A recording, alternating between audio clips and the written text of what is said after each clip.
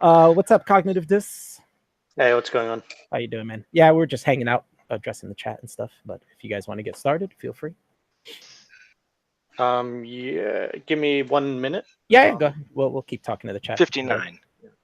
50. It's all good, man. Take your time. Can anyone get on stream with you? Now, this isn't even this is a stream for Dan and Cognitive Dis to discuss stuff. So this isn't for everyone. Now, can you give them a little light at the end of the tunnel and say maybe afterwards? Yeah, maybe afterwards. We'll probably hang out a bit afterwards. I'll invite some friends in and maybe a few other people. Yeah, you got to dangle that carrot off. If you were open, you wouldn't cop out, Alf. You'd take the arguments head on. No, that's retarded. You do not understand humans. You must be a squid. That's it. You just don't understand human beings then. Why do people become vegan? They become vegan because they want to. I don't know. They latch onto a cause. Maybe they believe everything that's part of the vegan philosophy and they go for it. I mean, why do people become Christian? Why do people become vegetarians? So you could say that for anything. Why do people become gamers? That's all right. I am good, I guess, whenever you guys are. Yeah. All right. Yeah, so I'm just on my phone, just so you know as well. Go ahead. So cognitive dissonance, you pursued this a little bit. I imagine I just wanted to get a little, perspective on where you're coming from. You understand I'm anti-veganism. I'm not anti-vegan. Can we agree on that distinction? Go ahead if you want to tell her. So you agree with the principles, but you don't like the way that I guess it's being argued for, I guess. Is that your argument? No. Well, yes, but what I'm getting at here is that an individual making choices in their life, I'm not opposed to that. What I would be opposed to is vegan activism and veganism as an ideology. So that if you understand that, we can segue to what are the implications and what can we agree about veganism as an ideology. Yeah, I mean, I'll just see. So, I mean, maybe we'll just say where I see it coming from, I guess, because I'm not 100% sure what you're coming from. So do you sort of agree, I guess, in principle with the sort of ideas of or the idea behind veganism? No, I'm anti-veganism as an ideology. Okay, all right. I just want to be clear, though. I wouldn't try to persuade an individual from practicing veganism should they choose that ideology, or should they actually just abstain from eating meat, totally irrespective of ideological reasons. Okay, so you're sort of relatively neutral on it, but you just don't think you wouldn't push either way. I'm relatively neutral. I'm extremely neutral on the actual practice of it. I will push against veganism as an ideology. I think it's a failed ideology based around an eating disorder. That's obviously a very hyperbolic way of putting it, but I can support that if we want to dig into that. But where I always like to start with these sorts of things is we can't agree it is an ideology. I don't know if I like that term. It's just got a bit of religious connotation, which it's not. Like, there's a lot of us, obviously you're in the AY Discord, there's a lot of us that are atheists that are in there, and it is in no way religious or that kind of way for us at all. It's just an extension of negative rights. Okay. Yeah, I don't want to get pulled down into semantics too much, but yeah, I guess that's the way I see it. It's in no way an ideology. It's just a negative rights issue. Okay, so when you're advocating for this negative rights issue, you're not pulling upon what would, because I understand the connotation concerns you have, but if you can think of a better word than negative rights issue, I think that'd be useful for us. Yeah, so in terms of obviously you would agree with sort of basic human rights, so the freedom from harm, the freedom to not be murdered, and those kinds of just basic human rights. Mm-hmm. Yeah, so there is, as far as the reasoning behind why humans have those rights, animals have those basic abilities as well, and the same concerns should therefore apply to them. And therefore, because there's no meaningful distinction, so obviously animals look different from us, they overall are not quite as intelligent, but the things that matter, they have, and therefore there's no reason to not extend those consideration of human rights for them, or for the negative rights towards them. Yeah, absolutely. I think we're all agreed on that, but certainly we can agree that there are secular ideologies, right? Yeah, sure. And if we boil ideology context or in its full context, then we're just dealing with basically somebody having a consistent idea system. A system of ideas is an ideology. And I think we can certainly agree that veganism has consistent ideas that are organized and that are relatively symmetrical across all the different people who advocate for them. So, I mean, we can call it an activist platform, but I just, for the sake of brevity, can we call veganism something? Yeah. So yeah, I mean, we can move forward from here, but yeah, I guess I get what you're calling it. Well, okay. I guess I get what you're coming from. So yeah, I'm happy to move on from here. I don't want to get pinged down in this too much. Yeah, because just my brain's going to stumble if ideology, and I don't want it to be a pejorative that I just drill down or anything. But so the way I look at it is the vegan ideology. Veganism has three main supporting structures, which is the environmental, the ethical, and the health. And if we were to put those in order of importance, I would say that most vegans want to start with the ethical argument. But I think the health argument's the easiest. I don't think we gotta get bogged down on why these would be more important. And obviously we could arbitrarily pick any one of these to start with. But I was thinking the health would be a more important one to start with, because I think we can agree that is primary, that ethical concerns aside, we'd want to do the healthiest thing when choosing our meals. Yeah. Okay. Yeah. So in terms of the way, I guess you've ordered them. Yeah, I'd say ethical is the main one, and then the other two are reasons that people do go vegan, but it's not necessarily the strongest reason at all. As a matter of fact, you could neutralize the other two and have a reason to still go vegan. But yeah, we can go on from that.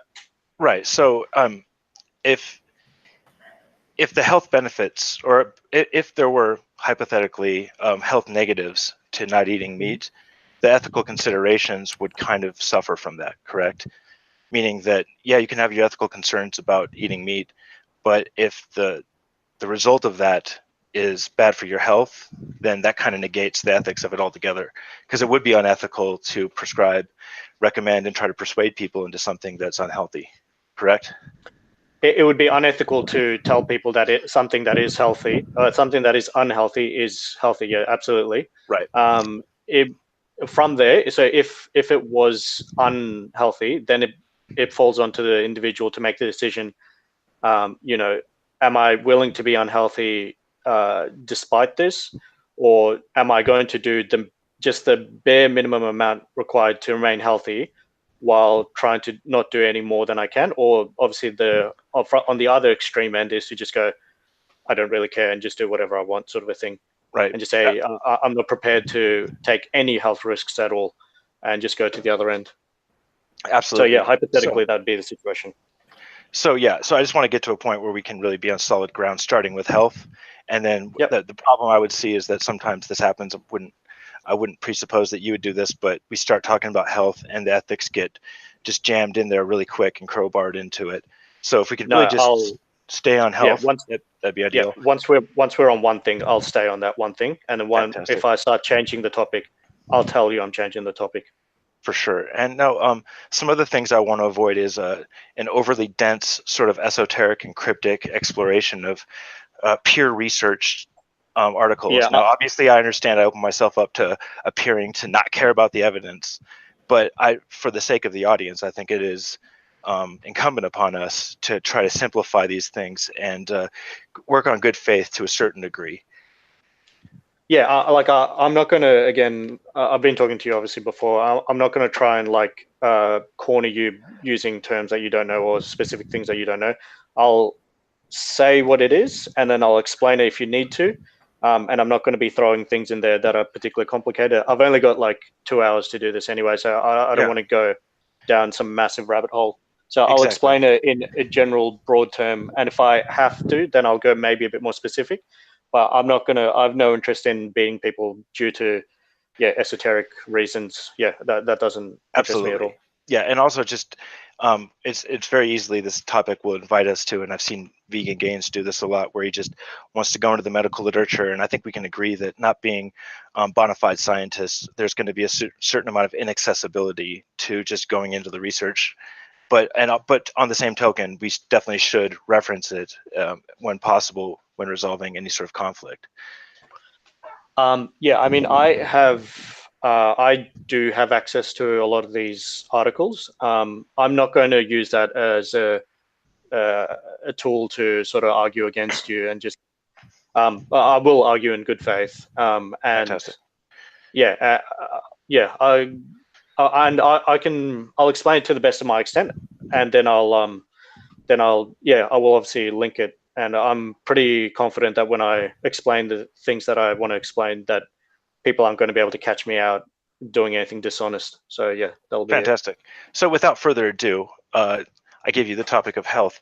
So my starting point for this is generally that I find that most vegans, and once again, I'm anti-veganism as an ideology, most vegans are definitely overextending, cherry picking, and misportraying the actual research. And we can start on this on many points, but one of the main things is that I like to bring up is I guess the American Dietetic Association doesn't exist anymore, but we can certainly agree that there are authorities that recommend. There's health.org, there's American Cancer Research Institute, a good number of bona fide respectable sources. And while they do, and I will openly agree, because this is pretty easy, that they all say that a vegan diet is appropriate for people, and that a well-planned vegan diet is not going to hurt you. What I find is that vegans overextend that and basically kind of miss the point that all these authorities do recommend meat in your diet. So the American Dietetics Association, I'm not sure if this is what you were saying, but they haven't. They've essentially changed their name.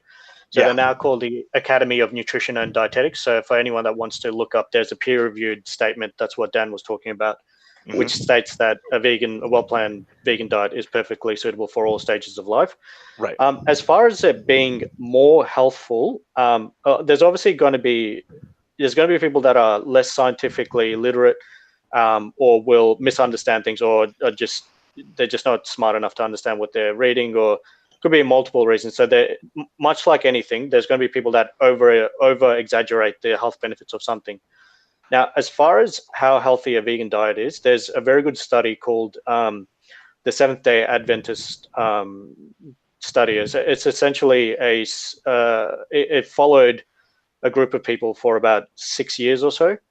And the Seventh-day Adventists have very strict religious following. So they generally don't tend to smoke. They tend to exercise. They tend to, in terms of being healthy, is essentially a religious requirement for them. So they're a fantastic group to study, because a lot of the other confounding factors that can come up with other studies. So when people say, when people look at a diet or a study, and they'll say, oh, obviously the vegans do better because vegans probably will be more health conscious in general. They're going to not smoke. They're not going to drink as much. They're going to exercise more. Absolutely. Across the board, the Adventist study showed it is very good, because it effectively sort of equalizes that really well. What it did show for the men especially, and overall, is vegans do much better once all of that is accounted for. So I think for all-cause mortality, so over 6 years, vegan men it's like 28% less mortality over those 6 years. So that's compared to an omnivore. So that's very significant. Okay, fantastic. And I'd be interested to look at it, but certainly we can agree that that one study is going to still pale in comparison to the overwhelming research done by these larger authorities that we're referencing.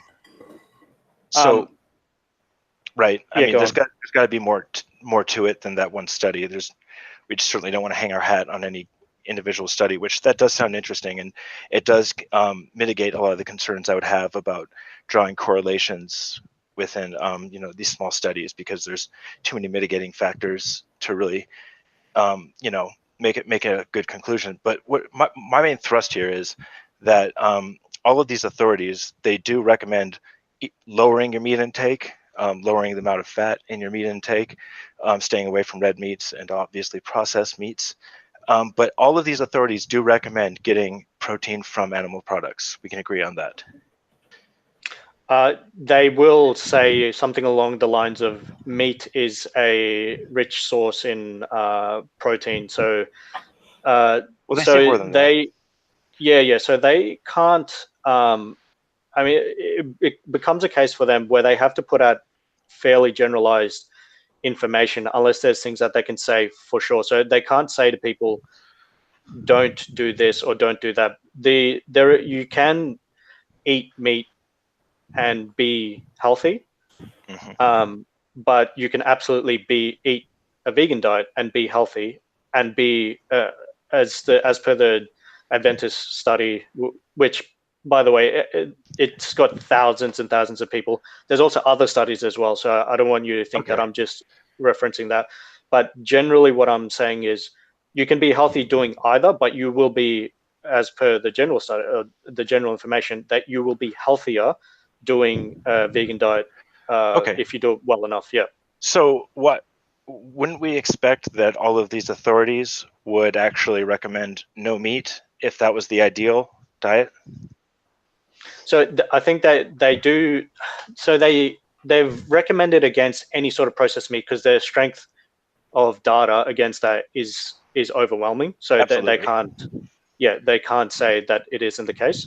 And they, even with red meat, they do recommend a limiting of that. So I think it's the Cancer Council makes about 500 grams or 450 grams a week or something like that, which is I think it's meat. Less than which is less than a burger patty per day, less than a McDonald's size burger patty per day.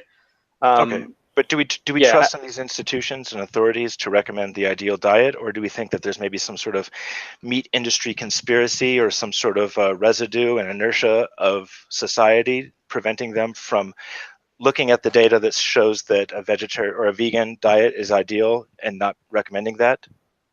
Yeah, I don't want to get too far into the tinfoil hat rat, but there is a guy called Kim A. Williams, who is the most immediate president of the American College of Cardiology, which is basically the big institution of cardiology in America. So he's fully vegan. He was actually talking to, I think, who was he talking?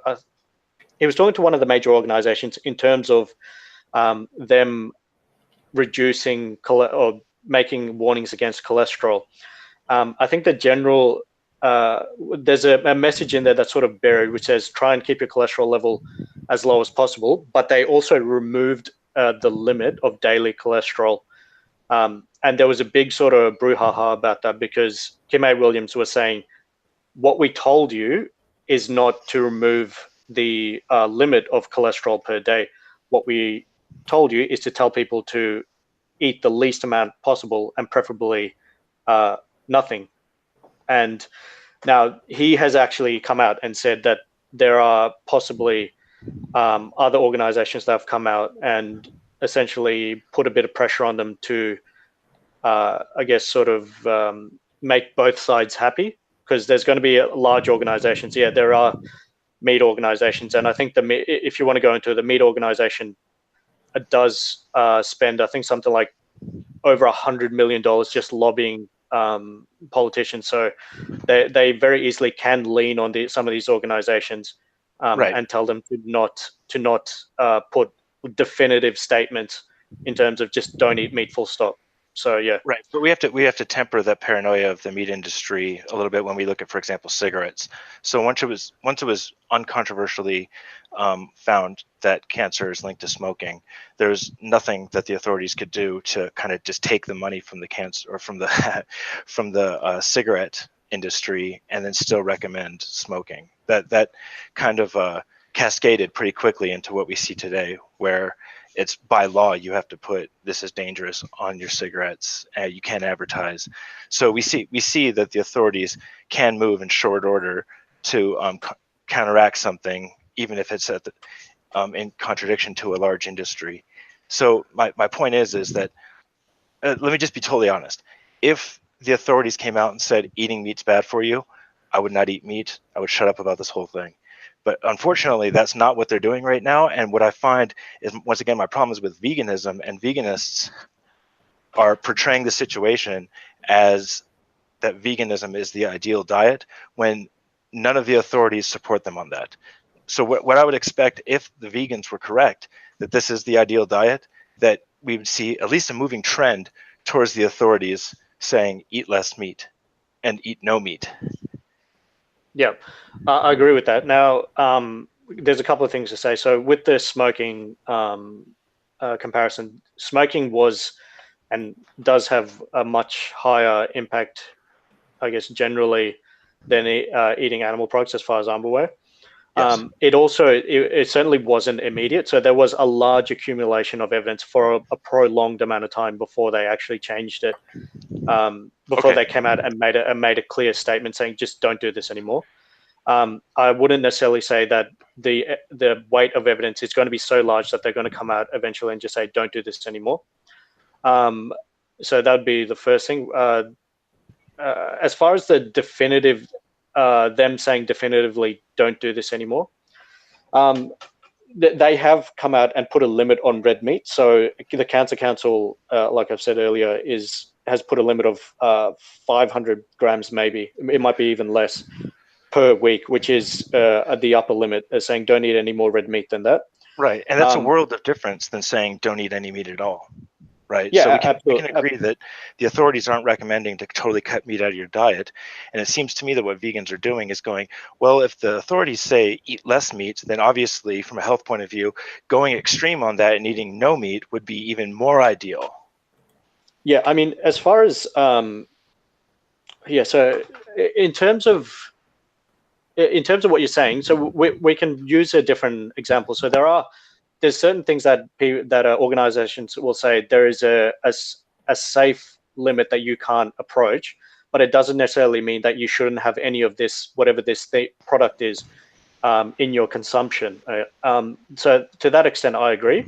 But there is obviously clear evidence with meat that if you have none of it in your diet, that it is substantially better. Now, whether the authorities will come out and say that eventually, it remains to be seen, or whether they even go on to reduce the numbers progressively. If the sort of general argument that if there's a safe limit of something, then the perfect limit is 0. That's not obviously true, because the old saying, I think it's the dose makes the poison. But as far as meat goes, the general argument that I would use is you can be healthy without it in your diet, and you will be healthier without it in your diet. So I would argue that people shouldn't have it. Going on from that, there's also other individuals who are involved with disease study. They have said the more that we cut out meat, the healthier the general population will be. So there's Walter Willett, who's in charge of epidemiology in Harvard, and he stated if we just get rid of a little bit of meat, we would literally save millions and millions of lives per year due to disease. Yeah, but obviously getting rid of a little bit of meat is worlds different than getting rid of all meat, and a totally abstaining from all animal products does have some concerns that you would have to resupplement various different things. There's vitamin A, vitamin D, vitamin B12. There's the omegas.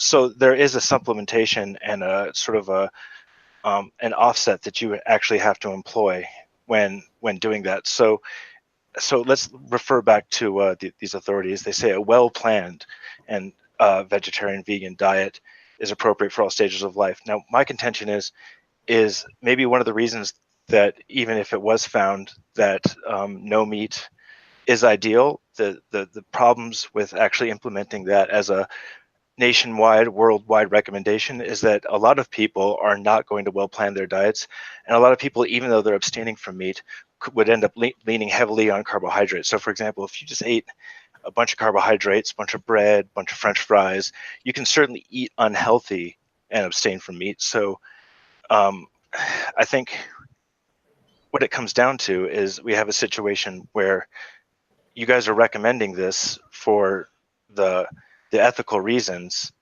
and then because of that, it's incumbent upon you to kind of overstate the health reasons and project further things, look for the minority of studies that would show and kind of extrapolate from that, that taking your meat intake all the way down to 0 would be the ideal situation. It just doesn't seem to me to be the predominant view.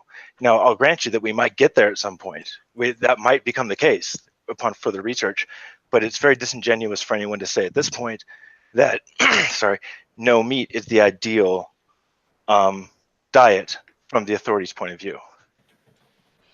Well, yeah. So as far as the replacing, yeah, I mean, if in terms of replacing literally all meat across the world or across the country, there's a pragmatic issue in terms of how do we supplement people's diets so that they get the adequate, I guess, vitamins and minerals that they'll be missing out on by not eating meat.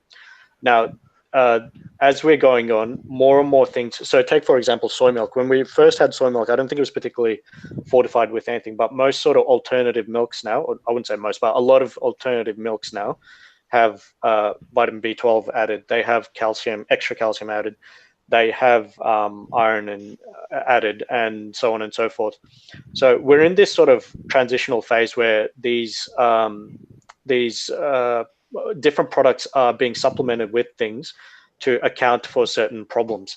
Now, we've had the same thing happen with, I think it was the vitamin Bs. I think there was the thiamine, which was added to bread a long time ago to prevent certain problems. So there's certain issues that we don't even have to worry about because it's just in our bread, and it's by law that these breads and actual milk, so cow milk, is often fortified with certain things.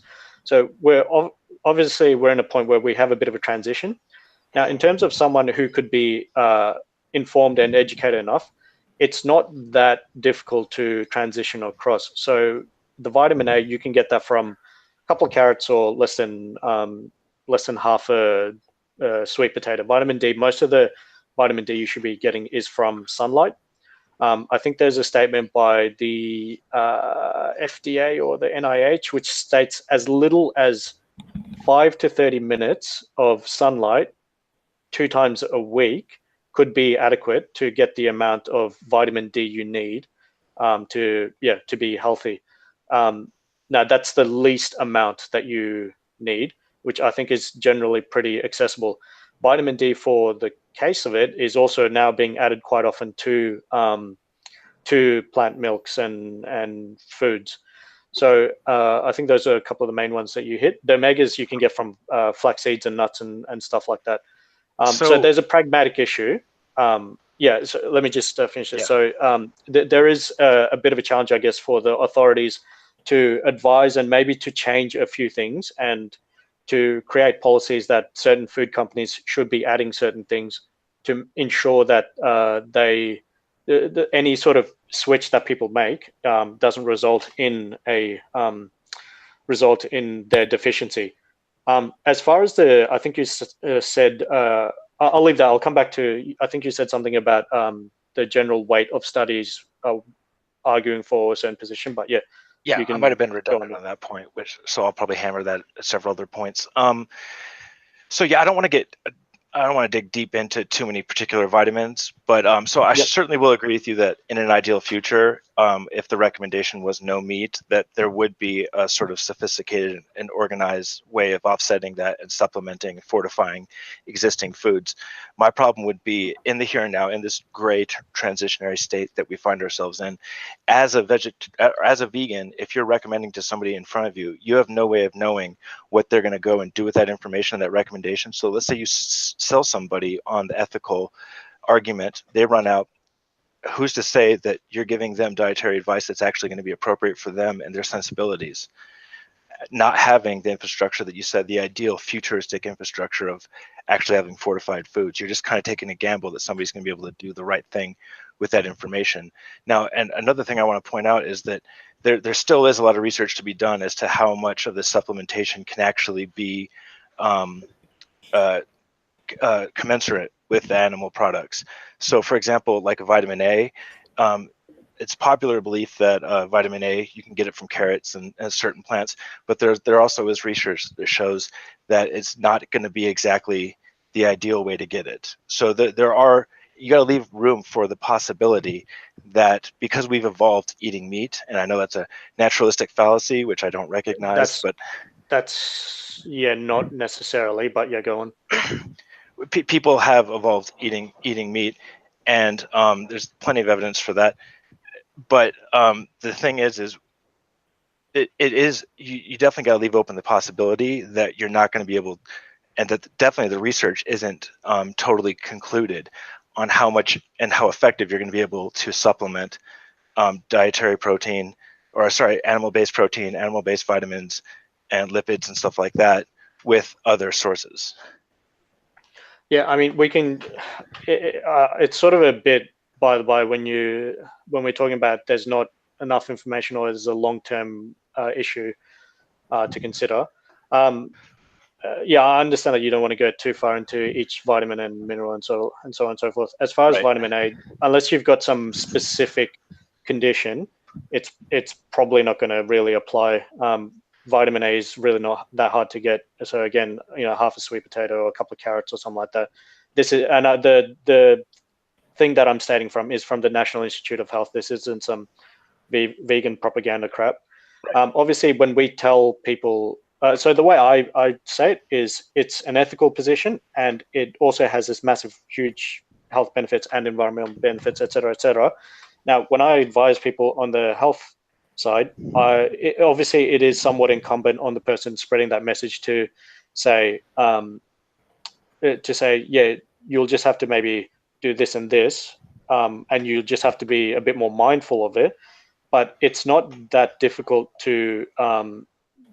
You'll obviously have to check who you're talking to, I guess, to an extent.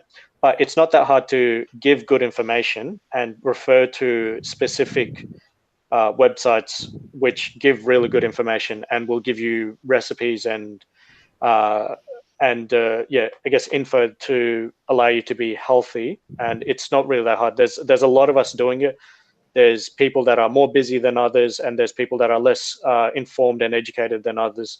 The main ones that you really sort of have to consider, I guess, are vitamin B12 and I guess vitamin D, depending on what part of the world you're in and how much sort of sunlight you're exposed to and so on and so forth. Those are the two sort of main ones of concern. Okay, and maybe what you're saying would hold true if it's individual to individual. So maybe you could. My position is that you can't really know what someone's going to do with that information on a one-to-one basis. However, when you get on a YouTube channel and you're talking to hundreds of thousands of people advocating for something, and you can do the whole thing where you go, hey, listen, don't take my word for it. Do your own research, confer with the experts out there. You're still pushing people in a direction where you are essentially giving dietary advice, even though you're not a dietitian. And even if you are caveating that with double check this and reference the other dietitians that are out there, I think you're predisposing them to kind of overlooking that, once again, the major authorities do recommend getting your meat or getting meat in your diet from animal protein in your diet from animal products.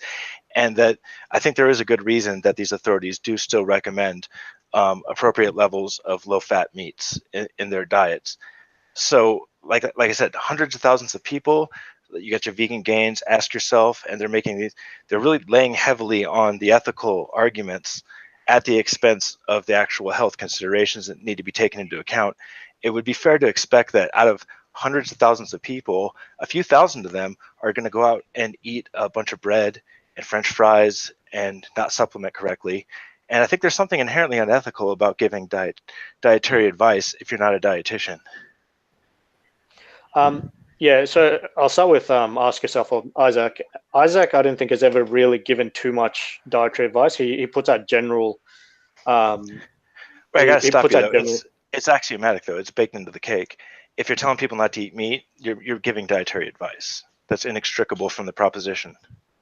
No, but he hasn't given. So you can be healthy while being on a vegan diet. But if you you take someone like Durian Ryder, who gives really shit advice, then there would be an argument. But someone like Isaac, he's never, I don't think, given actual advice. He's stated that you can be healthy, and I think he's probably said something along the lines of you can do research. In his Discord, there are actual doctors, and there is a Help Me Go Vegan, and there are doctors, actual qualified doctors, and actual qualified dietitians who are in there now, who But you will can't give deny you. that. But you can't deny that fundamentally, if you're telling people not to eat meat, that you're giving them dietary advice.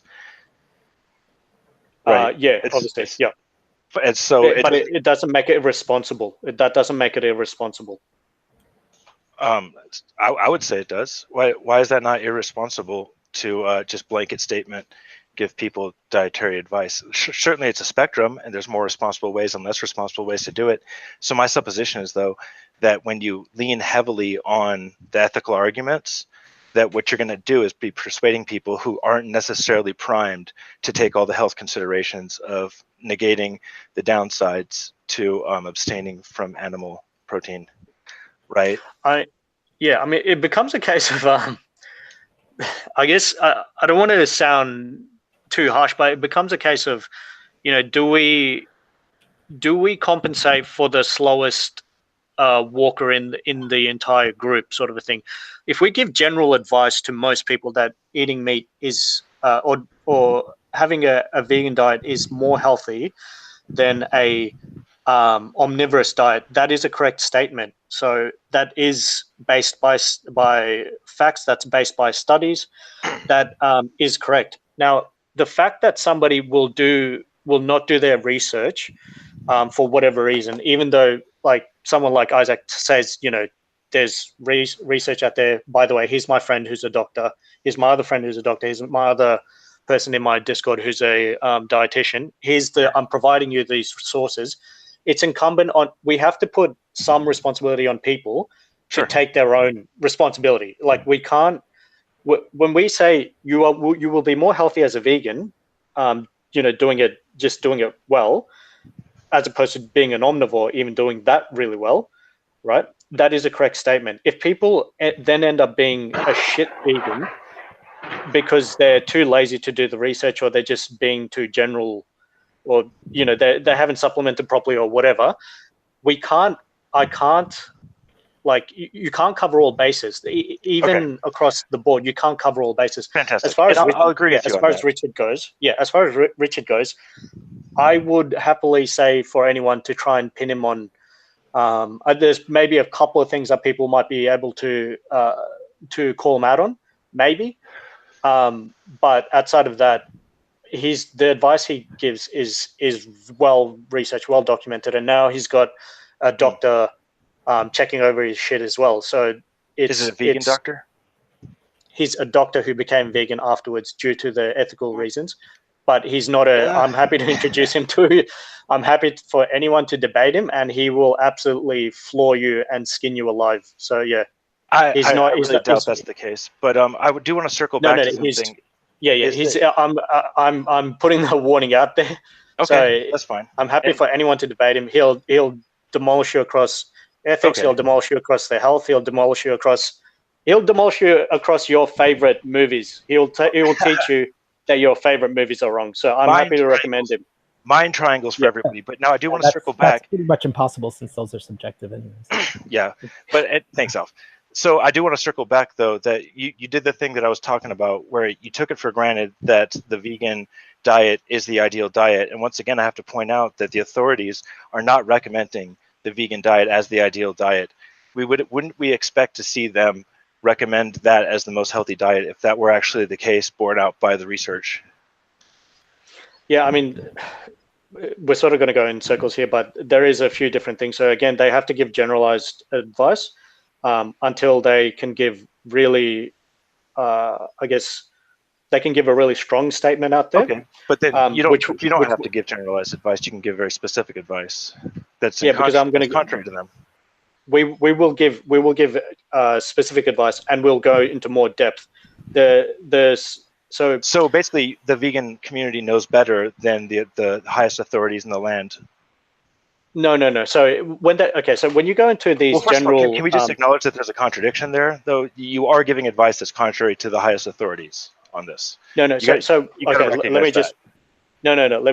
just say. So when they put out general advice, they're going to okay, so when they put out health advice about vegan diets, they'll put out the disclaimers, but they'll also generally put in that it is healthful and protective against certain diseases. Okay, so then if you want to follow on, they will then give you further links and further information if you want to do further research. When they talk about meat, they will say it is a rich source for X and Y. Okay, and then they will also say that it is also negative in terms of these few problems. Okay, and then they will give you further advice. Okay. Okay. So now they are, just one second, they are appreciative of the fact that a lot of people aren't going to be either have the time, the effort, the understanding to be able to go in and possibly appropriately plan their diet, and so they have to compensate and make sure they create advice that's going to leave them the least account or the least available to being litigated against, would be the best way to put it. So if somebody just read vegan diets are good and then they just went out and went vegan and then they completely fucked it up, they completely fucked up their health, and then they tried to sue these authorities, these authorities have to be able to stand there and have these disclaimers and say, we put out these advice, so that they're not open to litigation. That's a lot of the problem with a lot of these sort of organizations. There's a lot of that. It's very easy for them to say don't smoke because there's no benefit that you're going to get from smoking, which isn't going to be heavily negated by not smoking.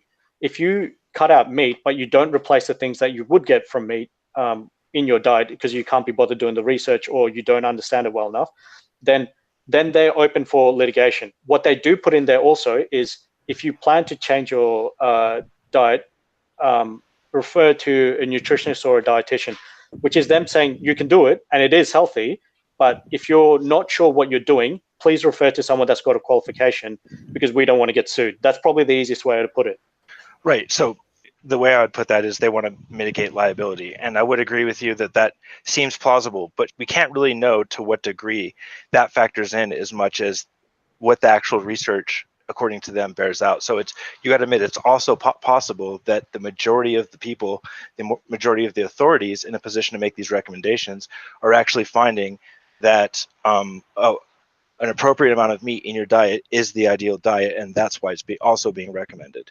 So, I mean, if we're going to go with the conclusion that the overwhelming majority of these authorities actually don't think that, but they're only trying to mitigate their liability, I think that that's going to require a certain amount of speculation of unknowable things, unprovable things on your part.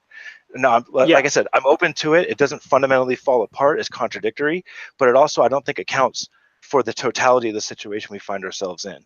There has to be some accountability for them actually recommending what is ideal, right?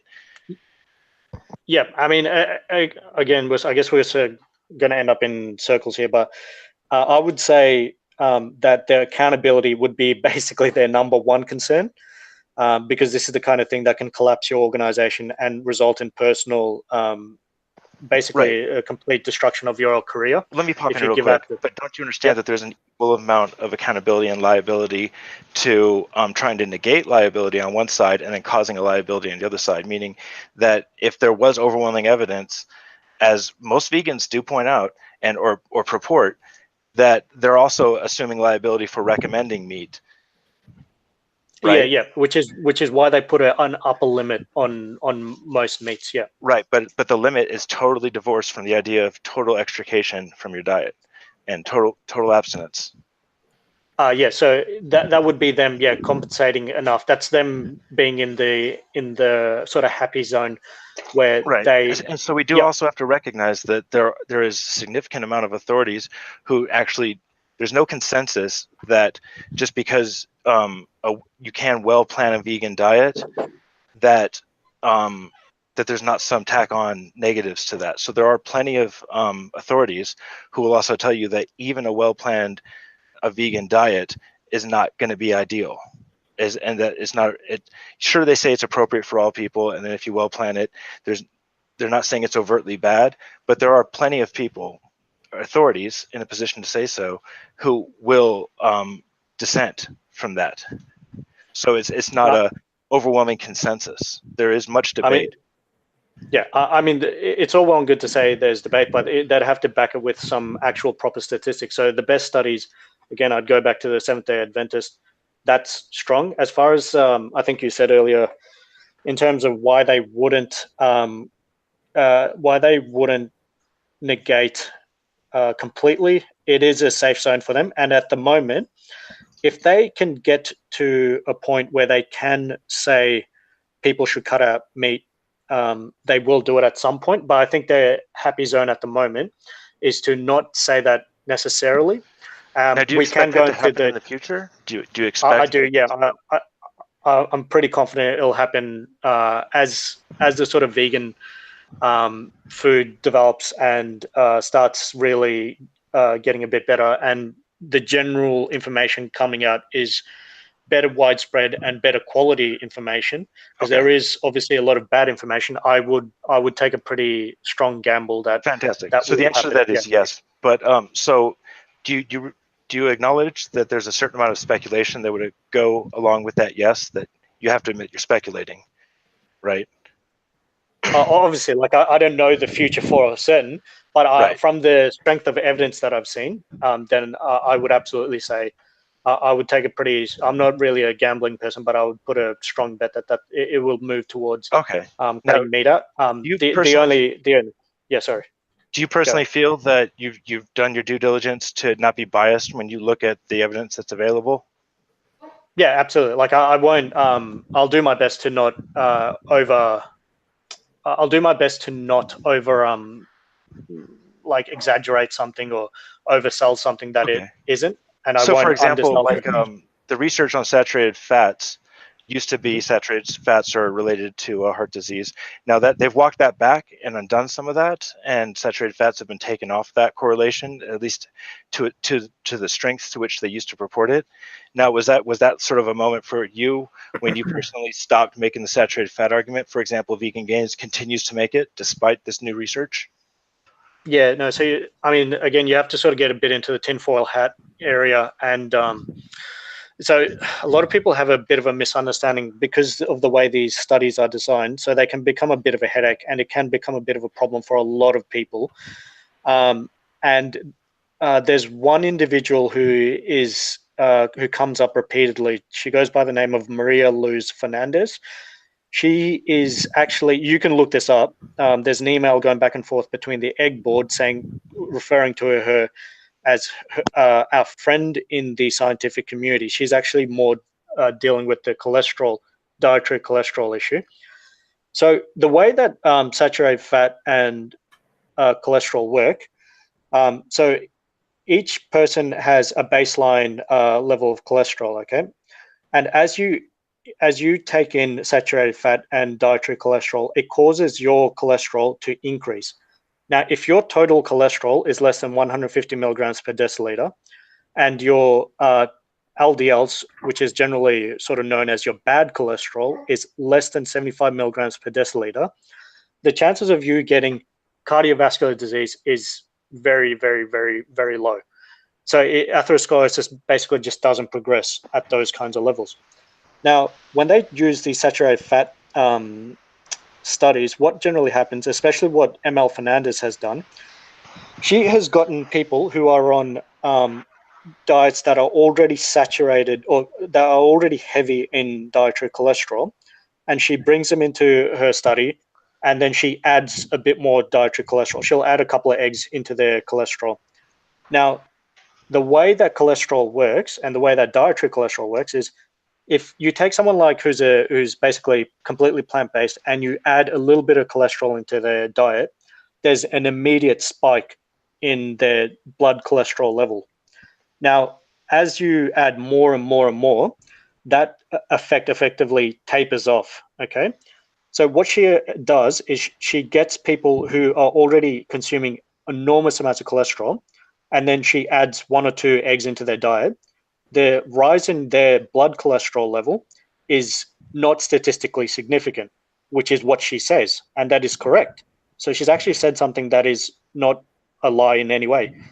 But because most people don't understand that if you already have a cholesterol-rich diet and then you add a little bit more cholesterol to it, the effect is not going to be statistically significant. The problem is that your cholesterol level is already so high that it's not really going to matter that much. Once your cholesterol level is that high, your atherosclerosis is already occurring, and all of the other factors. So if you don't exercise, if you have inflammation, if you have high blood pressure, if you smoke, and so on and so forth, they are all accelerating factors. Now, when they come out and say that there are, conflicting studies, the important part is you have to understand, and it's hard for the average person to understand, and because it requires quite a bit of study, that they've designed these studies in this certain way. And I'm happy to put up, I'll put it onto your Twitter or whatever. Okay. I'll put these studies up, which actually show how the nature of cholesterol and I guess saturated fat works when it's added to your diet, and what effect that has on your blood cholesterol, and then how these other scientists have designed their studies to effectively create non-significant results. Okay, Yep. So you had me at tinfoil hat, and this is not a slam on you, but I'm not, maybe Alf can vouch for this. I feel like we're a little bit imbalanced as far as time is speaking. Like, if I could get you to summarize what you just said, and then try to be more succinct in the future, I think it's kind of help the flow of this, because you lost me in there a little bit. Yeah, it's a bit long-winded.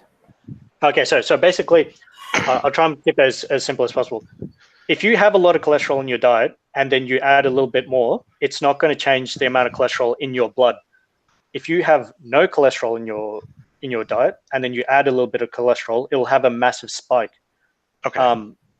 Yeah, so that's the relative levels of cholesterol, but I'm trying to understand what that speaks to. So in the overall cholesterol intake, I think let's just call it a wash, because I did want to roll out my naturalistic fallacy and just bounce this off you. I'd love to hear it. Obviously, I'd love to hear a succinct rebuttal to this. So if a scientist came to you and said, there's ways that we can have humans living on a moon base or at the bottom of the sea, and they can live healthy on a moon base or on the bottom of the sea, we would still recognize that the natural state of humans living on the surface of the earth is the ideal one. And we can understand the reasons that there would be tack-on negative effects to living at the bottom of the sea that would have to be mitigated for. So a well-planned bottom of the sea, moon base lifestyle is appropriate for all stages of life. But that doesn't mean that we're not dealing with the ideal. So, and I understand we're going to have some conflict about did humans naturally evolve eating meat? I think that evolutionary biologists and a lot of the science and a lot of the archaeology, just a lot of the evidence is going to show, for very obvious reasons, that we do have a natural state, and that the idea that humans can ingest a certain amount of meat products healthily is something that, once again, you can try to show studies, put your tinfoil hat on, but you kind of have to work within that reality, that well-established reality of the naturalistic fallacy that I'm rolling out. I don't think that's necessarily a naturalistic fallacy. Yeah, I'm being snide about that. Yeah, no, but it's not particularly a naturalistic fallacy. So if you're saying that a naturalistic fallacy is essentially a justification for doing something. I don't think we need to get hung up on defining the naturalistic fallacy, but hopefully you're able to extricate some concepts from what I just said, despite this snide thing I said. Yeah, I guess what you're saying. I guess I understand what you're saying. In terms of whether humans develop eating meat, I'll try and keep it as sort of short as possible. Yes and no. I'm not fussed one way or the other. There is an argument that it's actually calories, not meat.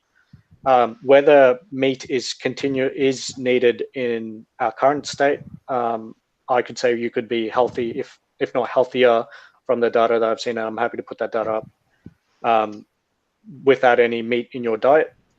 I guess that's. Was there anything else? Well, yeah, I think that's very contentious that the ideal diet is without meat, and that's what I'm going to keep coming back to. And we can say that there's mitigated liabilities and that there's the residue and inertia of tradition. But what I'm saying is, I think that they recommend this not just because to mitigate liability, but because it's actually in sync with our development, and that people have evolved to eat certain amounts of meat. Yeah, I mean, at this point, maybe it might be getting a bit repetitive, just because it'd probably be more productive for me to I guess send you some of the data, and then we can go over it and maybe come back to it, because otherwise it'll sort of get a bit repetitive. But well, I would say let's just close that loop then, and just say, can we agree that that it doesn't lean heavily one way or another, that it's still a pretty contended debate in the scientific circles, on which you certainly can find scientists on both sides of that debate, and whether or not we're just not quite there yet as far as the highest authorities falling on one side or the other. I think that I think we can agree that the jury's still out on that. And my point is that vegans regularly over-exaggerate, cherry pick, and misinterpret the data. And like you said earlier, you feel like you've done your due diligence to be non-biased in looking at this, but it's still possible that you might have a bias looking at this, right?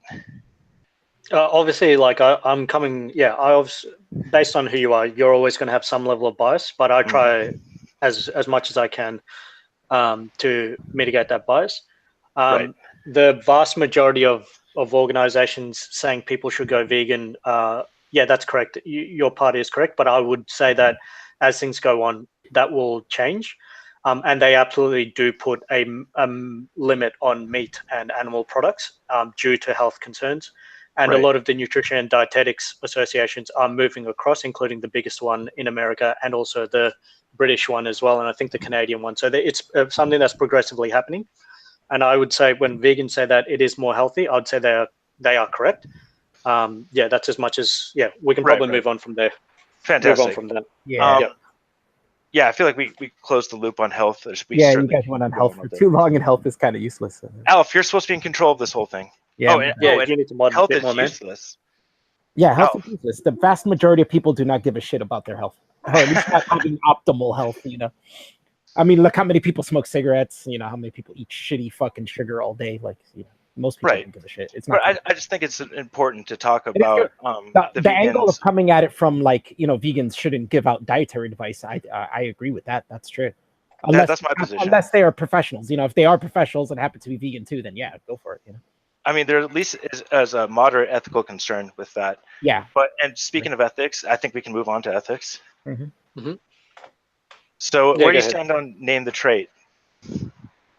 I think name the trait is a very useful tool if you understand sort of the format of it. I mean, name the trait can be I've used it to argue for. So in Australia, we've recently had a vote on homosexual couples being able to marry. I argued for homosexual couples being able to marry using the exact same format that name the trait effectively uses, more or less. It's a cool story, bro. Thanks, man. No, but so a yes would have sufficed. Not obviously, I'm not trying to ride you too hard on that. So take all my perceived pejoratives with a grain of salt. But so when you roll out name the trait, just let's say, so you ask me, name the trait that justifies your moral stance on eating meat, right? My position is that I think there's a sleight of hand going there, where you're asking for an objective standard, a trait, and then you're going to conflate it somewhere along the way. There's going to be the sleight of hand where all of a sudden we're talking about morals.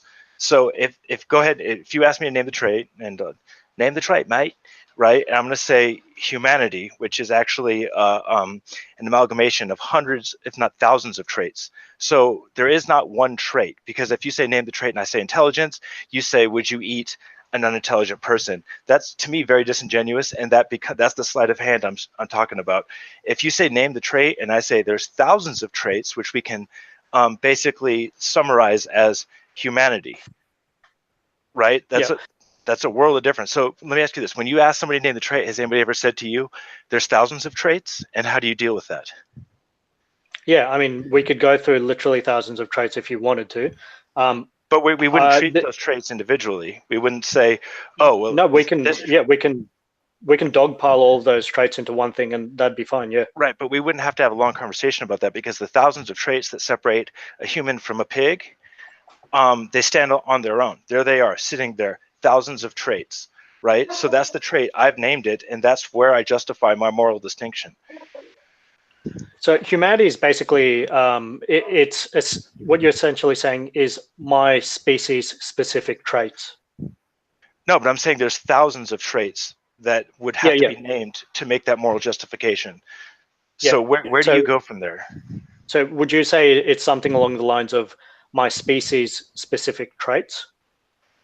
That would A be one collective. way. That would be one way of reformatting my answer. But once again, I'm going to keep putting thousands of traits in there, because if you're asking name the trait, then the objective trait is what I'm trying to answer.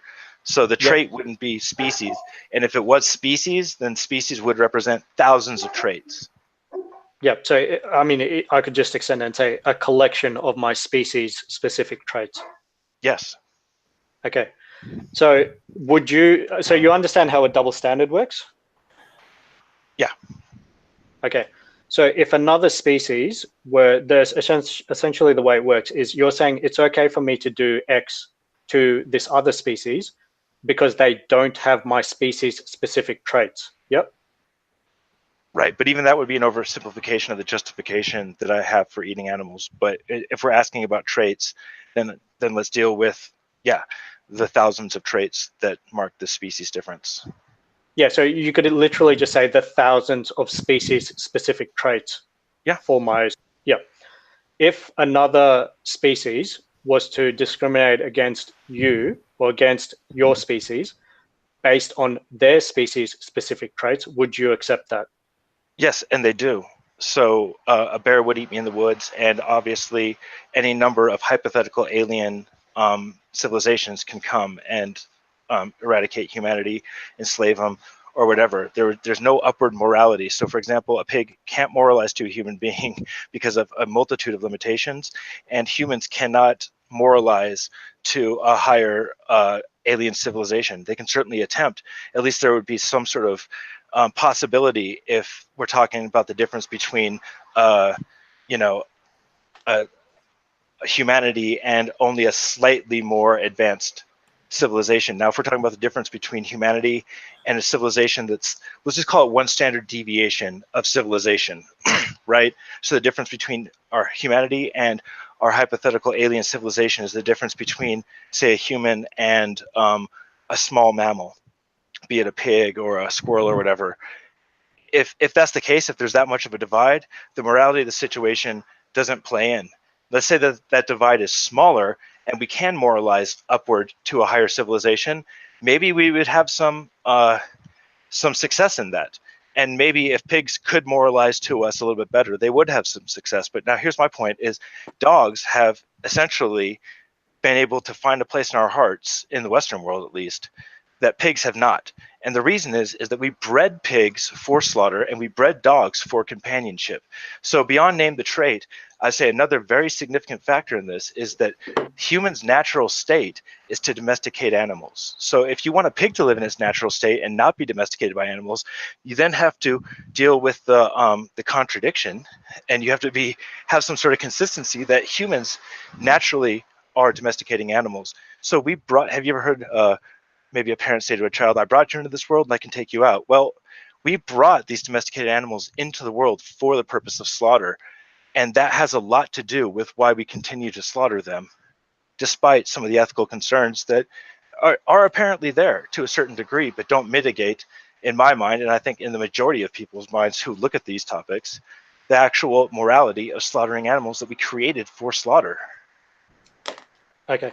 So there's a few things. So I think there's an issue with might equals right. I'll just go over them and then I'll summarize them and then I'll go over them with you bit by bit. So there's the issue of might equals right. There's moral agency. There's the fact that you've stated that we've created these animals or we've bred these animals to have certain roles, and I think you're sort of mixing up prescriptive versus descriptive. I'll start with that one. Do you know the difference? I'm happy to go into that, explain it, the ought versus is, or the prescriptive versus descriptive. Yeah, and I got to tell you, it's a very boring subject that I find often is not very useful. But obviously I can understand the basics. And if we can keep it pretty simple with prescriptive and descriptive, because, I mean, it's kind of right there in the name. Yeah. So when I'm asking you about, when all these guys are asking you about the alien hypothetical, we're not asking whether they can do it. We're asking whether you would genuinely watch something, think of something like that, and think it would be ethical for them to do that. So, if you look at someone like Saddam Hussein's, relatives, they used to go in and just rape whoever they want. I think his brother had like a rape dungeon. He could perfectly do that. That's the descriptive. He could do that. The prescriptive is, when you see that, do you think that that is an ethical thing for him to do? Yeah, obviously not.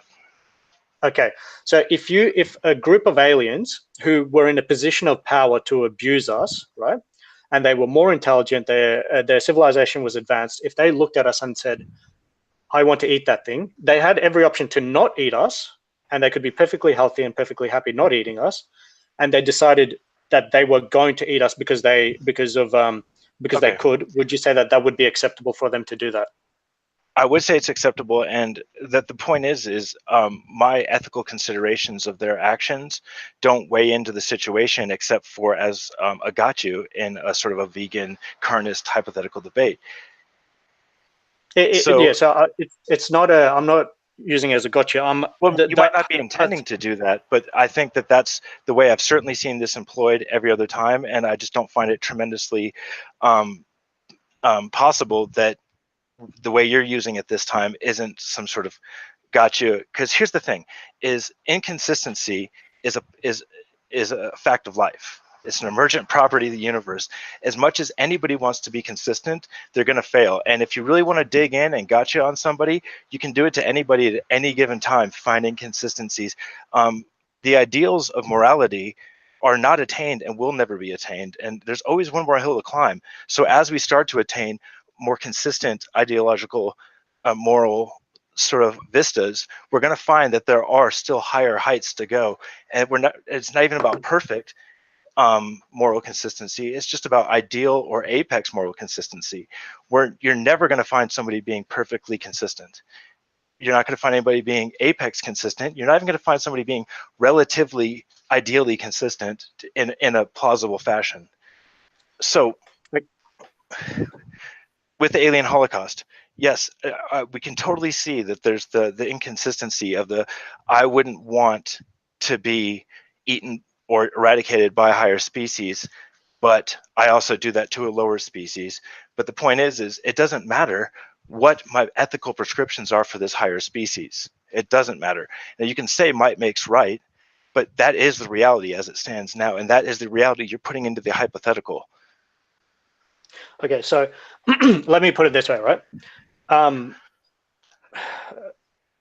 mean, there's a few things to consider. I'll actually start from consistency, just because that's the most basic thing, because if we don't have that, then there's no point going forward.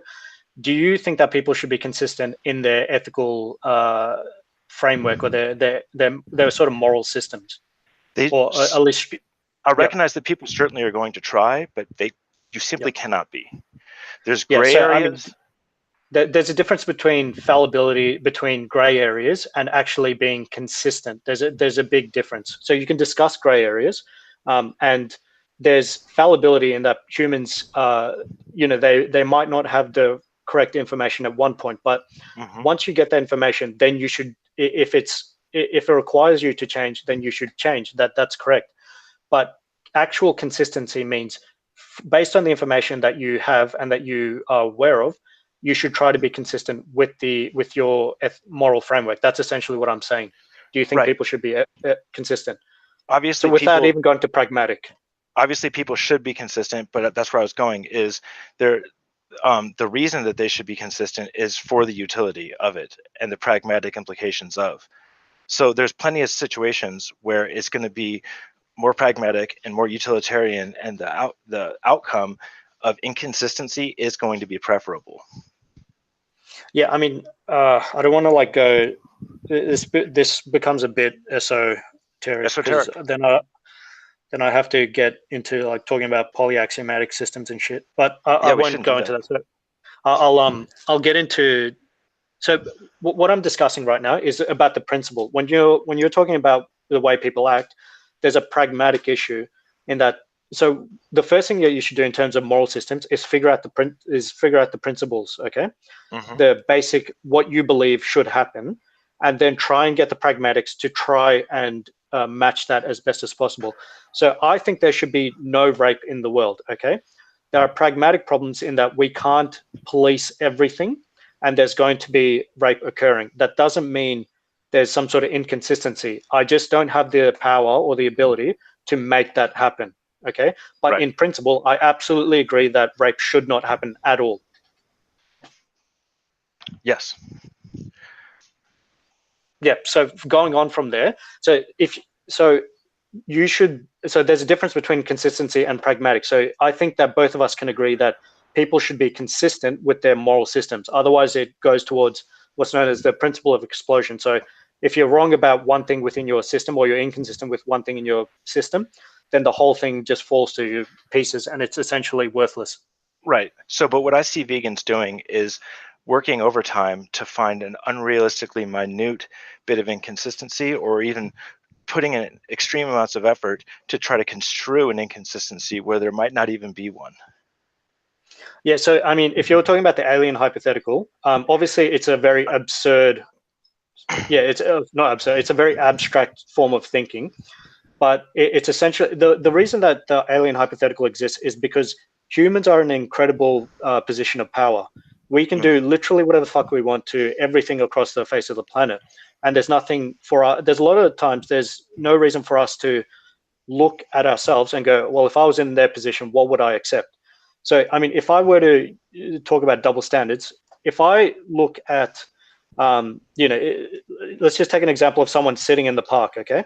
So if someone's just sitting in the park enjoying themselves, I would think it's unethical to go up to them and hold them down, sedate them, and take them off to a cell to be held.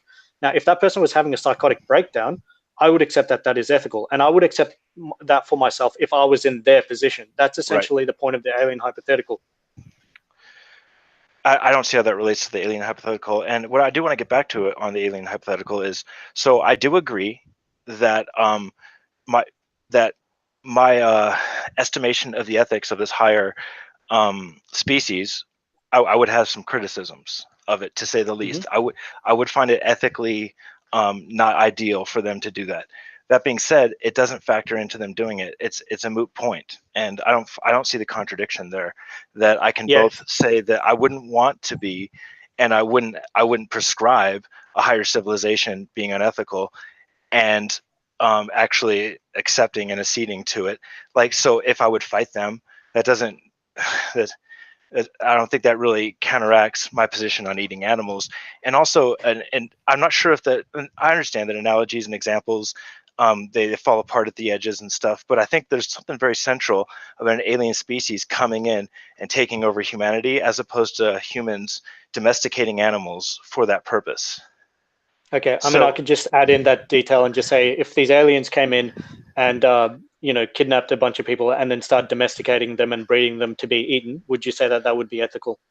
I say that'd be more ethical than an overall sort of blitzkrieg annihilation takeover. Yes.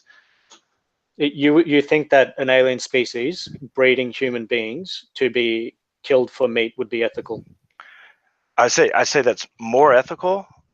Yeah. Would you say it's ethical? Just plain ethical? Actually, now that you press me on it, I would say, yeah, it.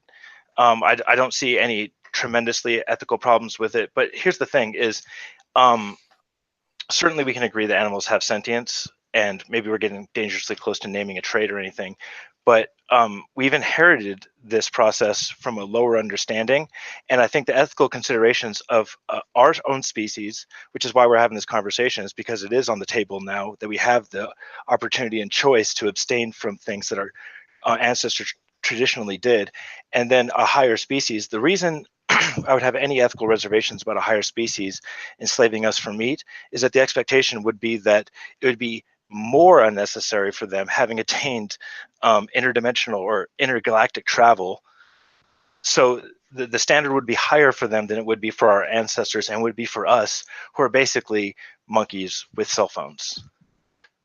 Yeah, I mean, no. Okay, so there's a few things. So if you wouldn't accept that for yourself, then okay, so there's a few different avenues we have to go down. So you have to either remain consistent and say it would be ethical for them to do that, which I would say leads to an absurdity, because I could essentially go to an extreme and say, if they just continuously bred these human beings, kept them in cages, and bred them for meat, they forcibly impregnated the female women, they threw the male babies into grinders alive, and then they killed the females after they were no good in terms of milk anymore.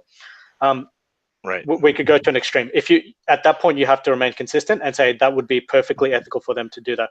The fact that you'd say you would fight them and whatnot, and the fact that they could do it, that's a pragmatic issue. But in principle, what I'm saying is, in principle, if they did that to you, if you saw them come down kidnapping people and they were going to breed these people to do that, would you look at that and go? Because I could look at somebody holding someone down who is having a psychotic episode, sedating them and taking them to a mental institution to receive therapy. I would look at that and say that is ethical, okay?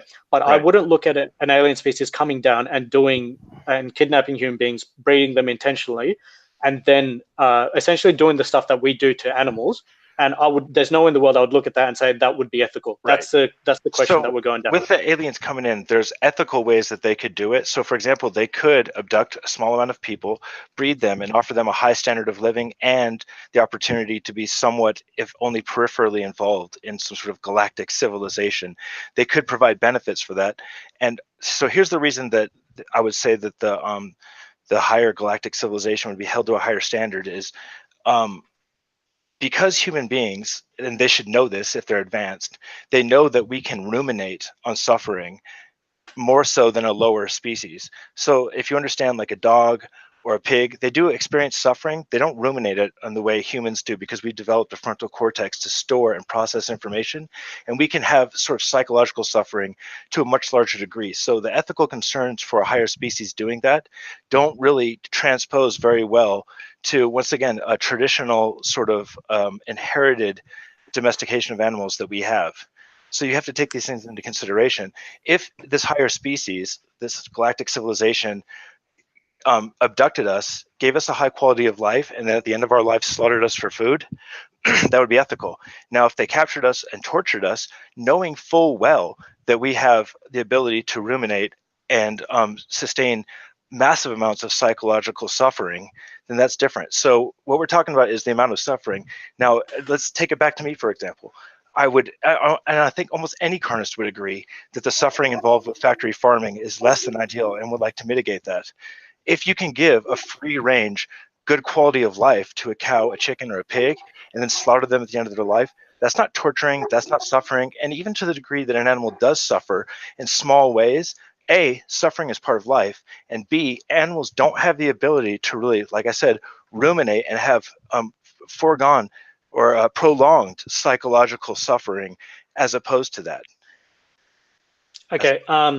Again, so if we just got human beings who are, I guess, at the intelligence level of pigs or cows or the animals that we use, if these aliens were to abduct, or not even necessarily abduct, if they were just to farm retarded human beings at the intelligence levels of pigs, because that's your main concern, is you're saying that humans can, that's one of your concerns, is that humans have a higher ability to suffer than animals. If they got human beings that were at the intelligence levels of those animals, if they bred them and then used them to essentially put them into burgers, the way that we currently do, the way that a lot of people in a lot of first world countries do, would you say that that was ethical, and would you accept an ongoing sort of retard farm and retard slaughterhouse as being ethical?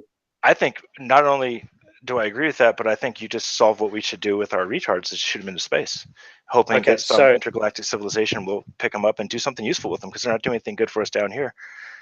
Okay, so I think you hold a fundamentally anti-human rights position, and I completely disagree with that. And I don't think, I think the way that you think about disabled people is probably cuts against a lot of the opinions of a lot of people. Did you produce me to absurdity? Yeah, I mean that's essentially what it is, and I think it's pretty. I think maybe you should sort of consider the way that you think about these people. Okay, well let's I would consider think it that I would together in not real think time. that is ethical at all. I would not Okay. think that is ethical at all. Let's consider it in real time, because I didn't really think about it too much. I just kind of want to get to a shooting retards in space joke. But if I understand this correctly, the aliens come down, they take a couple retarded people, and they're out there being pretty bad to them, because I guess retard people can't really ruminate on their suffering, right? That was the assumption. Yep, that's the condition that you put out. Yep. Okay, it would be aesthetically unpleasing because of in-group preference and species. I wouldn't like the look of it. But what you're essentially asking is, if aliens came and abducted some cows, am I okay with that? And I'd say, yeah, I am okay with that. Now, just because they happen to have a human form, first of all, retards are not equivocable to animals for a multitude of reasons. Just because somebody is, I mean, you could be a totally brain dead, like a fish, for example, and just a vegetable. I still think, I mean, would you say that have I been reduced to absurdity if I think someone who's brain dead in a hospital bed, that it's morally neutral whether or not you sustain them or you euthanize them? No, because they have no consciousness. Okay, so let's give there's them, nothing to consider. All right, but so to equate mentally handicapped humans to pigs or cows, I think is fundamentally disingenuous. Okay, why? Because even though they're disabled, there still are some functions that don't transpose over completely to a fully functional, non-retarded pig. Yeah. So if you got a severely retarded person, you understand that there's a very good chance that you understand that there's a big layover where the people with the lowest levels of consciousness would fall under a higher level animal that we currently use, something like a pig. I'm sure there's outlining cases. Are you going to disagree with that? Or I'd say would you disagree with that?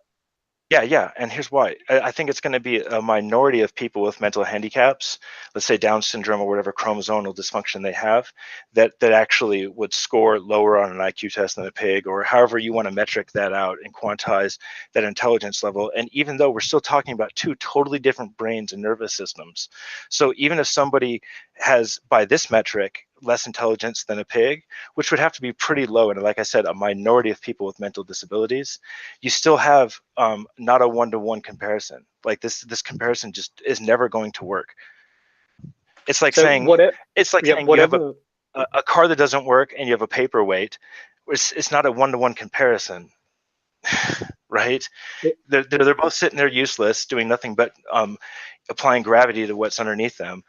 But just because a car doesn't work doesn't mean it's essentially a paperweight. If you're judging them on their ability to get you from A to B, then yeah, then it's essentially the same thing. And the thing that you're transposing is the mental ability of these creatures. So essentially, all I'm saying is you only need one, okay, but we're not simply they one or two, and then you could breed all of those creatures, and these aliens could breed those creatures and just have an ongoing retard farm and an ongoing slaughterhouse. Right. That's all I'm pushing you on. So here's the problem, though, is severely, let's say the minority of mentally handicapped people are going to be as dumb as a pig. Let's just say you take one that is as dumb as a pig. We got this dumb as a pig man retard, right? Mm-hmm. There's still their capacity to experience psychological suffering is going to be greater than a pig, even though they have a diminished ability to act upon their thoughts. Their retention and their rumination of thoughts is still going to be at a higher capacity. And you can't just, once again, you can't just like sleight of hand make this very easy comparison between the two. And furthermore, there's aesthetic implications to consider. So just even if you have a totally brain dead person, just actually euthanizing them, there's some some aesthetic dilemmas there, because we have an in-group preference towards other human beings. Yeah. So we can go into just a perfect hypothetical. As far as you saying somehow that magically a human being with a lower consciousness level than a pig would somehow still have a greater experience, that goes against everything that you're saying. So you can't simultaneously have a lower consciousness level but have more of an experience. That it doesn't follow. Yeah, it does.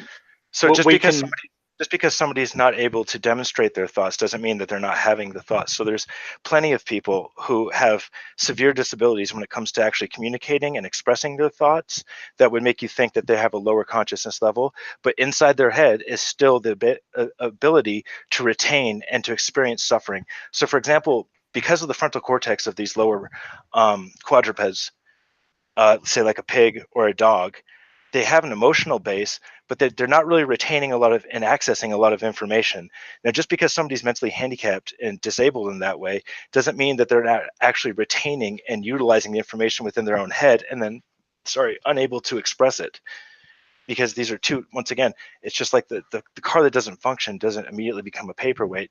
A human brain that doesn't function up to the standards of everyone else and is maybe even below the expressive capabilities of a pig doesn't mean that their internal experience doesn't come with it a certain amount of suffering. And by the way, we have to agree that for a pig or retarded pig man that's going to be abducted by aliens, we want to reduce suffering. Suffering axiomatically across the board is going to be something that we're going to want to reduce. There's no two ways about it. Yeah, right? I mean, as far as reducing suffering, yep, I agree with that. I'll just put that aside. What you're saying, so I mean, what you're saying in terms of them being able to express themselves, if they have some sort of muscle degenerative issue or something where they can't actually express themselves, that is different to having actual sort of mental retardation or brain related issues. Now, as far as that is concerned, what you're saying, it goes against scientific literature. So if a human being has less conscious ability than a pig, I don't see how you could suddenly say that they magically also have this extra ability. If we were to say, now, if I were to just go on anyway and just say, hypothetically, there was this human being who just has the ability, who has a consciousness level of a pig, okay, would you accept that? If tomorrow one of these people were born, would you accept that person being bred by an alien, a different species, to be intentionally eaten for burgers? Yes. Okay, so then you've accepted what is essentially an ongoing retard farming. No, because it's not. Because we've hypothetically made a retard who has an identical brain to a pig. So all we've done is reduce me to the absurdity of agreeing to your absurd hypothetical, which once again, I'm saying, well, look, we can appeal. Let's just agree to disagree on where the research is on that. But let's say I'm not going to agree. I'm not going to agree to disagree on that sort of thing. I'm just going to push you on it because it goes against everything that you're saying. So what you're appealing to is non-existent. For you to suddenly say that, there's immensely mentally handicapped people. There are people. I don't know if you've spent a lot of time with somebody who's got incredible levels of dementia, but there's people that are borderline non-functional. For you to say somehow these people don't even remember to eat, if they would starve to death if they weren't actually fed on a schedule. Okay, so and it's not a physical issue. They actually don't even remember to eat. There's people with less brain function than an animal. For you to say somehow that they have higher functioning mental capabilities than an animal, it goes against all scientific literature. That's just, you're pulling something out. I would happily see something that says that. Yeah, I think it serves your position to be skeptical about that, but I just don't. I mean, what are we bearing down really hard on aliens abducting retards? Like, to me, it's a pretty simple point that you can't transpose a mentally handicapped human being to a pig, and that's not going to be a one-to-one. Pigs simply lack any ability to store a lot of information and ruminate on it. Now, you're going to find some minority of mentally handicapped people that have a very similar experience to a pig. But I mean, look, I just let's agree to disagree. You would have to accept. You have to be able to agree. We totally disagree. So you have to at least acknowledge that I'm gonna stay strong against that. But I don't see really how it serves the conversation that well. So you got me all tied up on harvesting retards in space. So which I think a lot of people would say is pretty unethical. Okay, but lay it out for me simply though, how harvesting retards, because once again, I have problems making the analogy really applicable, but let's say, okay, so I have it applicable. Spell it out for me in really simple terms, how that really matters much, your hypothetical. So you found a little inconsistency in that I would allow retards to be harvested, which I don't know, maybe. Yeah, okay. So for anyone that believes in sort of negative rights, the negative right essentially means your freedom to be your freedom from harm, or your freedom from, okay?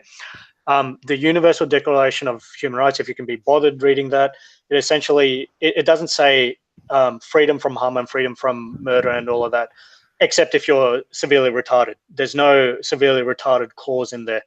So that's essentially the issue, okay? Yeah, that's because most retards aren't at the level of a pig. There's the vast majority of them are not as dumb as a pig.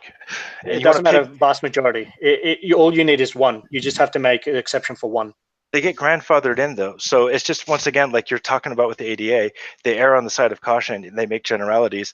These human rights prescriptions are going to make generalities and just say, you know what? It's fine. So if the aliens come and they snatch up pigs, I don't have a problem with it. If they snatch up people that are the gross minority of humans with disabilities who essentially have the experience of a pig, then I'm okay with that. Okay, then we don't need to discuss it any further. That would be an absurdity. Yeah. There's no difference. It's not absurd to say if I'm okay with eating animals, and I'm okay with humans harvesting animals, then I'm okay with alien species harvesting animals too. Yeah, so that is a fully consistent position. I'm just going to lay it out for everyone that's listening. So the way that Dan has argued, it is a fully consistent position, and what it would result in is mentally handicapped people essentially being put into that's cages. Whether they, I was saying your hypothetical mentally handicapped people, like I said it a million times, the vast majority of mentally handicapped people do not fall into your hypothetical. So essentially what I'm saying is they would only have to get a couple of them, okay, these severely handicapped people, and they could breed them ad infinitum, so they could just breed them to infinity, okay, for all of time, and just continuously farm them, harvest them, send them to slaughterhouses, keep them in cages, do all the things that we do with them, and you would accept that as being ethical for them to continuously farm retarded human beings. I must also point out that I think it's reasonable to have a higher ethical standard for a higher civilization. So, for example, I think humanity, as it stands now, in a couple hundred years, I'm going to hold them to a higher standard than I hold humanity today. I would expect that something like zero animal suffering and zero animal slaughter is something that humans will attain at some point in the future. There's a higher ethical standard, and conversely, there's a lower ethical standard for people living 200, 400 years ago and going on into the past. We're on a continuum of ethical standards, and the imaginary ethical standard I would hold to a higher species. Here's what I don't understand how this whole thing works. Maybe is it's a moot point, because whether you like it or not, might does make right. I'm not, once again, that is descriptive, not prescriptive. It would be ideal for might not to make right, and I think we've made significant moves away from might making right, and I think on a long enough timeline, humanity will diminish the effects of might makes right. That is a reality, and should that reality come to us in the form of an intergalactic civilization that wants to harvest us on any spectrum of retardation, then that's something that we have to come to terms with, and it doesn't reduce somebody to absurdity. And I kind of feel like when we spent a lot of time on the alien Holocaust reduction to absurdity, I kind of want to play the template justice warrior, the template warrior card. Like, this is a pattern that you guys fall into. You've brought me into your preformed arguments and slam fucked, even though I've tried to really resist it and try to give more of a discussion sort of aesthetic to it. We've kind of been slammed into your template a little bit. Yeah, I mean, the alien hypothetical, I can go into different types of hypotheticals, but actually, before I go into that, let me just point out for the audience. Do you believe prescriptively that might equals right is a good ethical argument, or do you think that it's not a good ethical position? Yeah, like I just said, descriptively, might makes right is what's happening. Prescriptively, might makes right is less than ideal, and I think that humanity's been moving towards that, and I am for that movement. So yeah. So I think you should outright reject might equals right. as an ethical justification.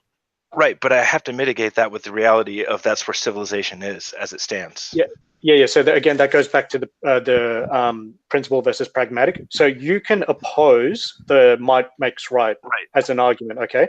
Gotcha. And you can also acknowledge that that does happen, okay? So, but if in principle you reject it, then you should try and move the reality of the world towards your principle, in which might makes right is not accepted across the world, okay? Right, so that's but might essentially makes right is not necessarily the fulcrum or the totality of the justification for eating animals. It's a large part of it, and I'll leave it. Yeah. So as far as 51%, 75%, like what large? I don't know. I don't know. I'm just obviously speculating, guess. but yeah. Well, no, but if you say a large part of it, I want to know: is it the majority of it? Can just speculate. I don't know. Like probably.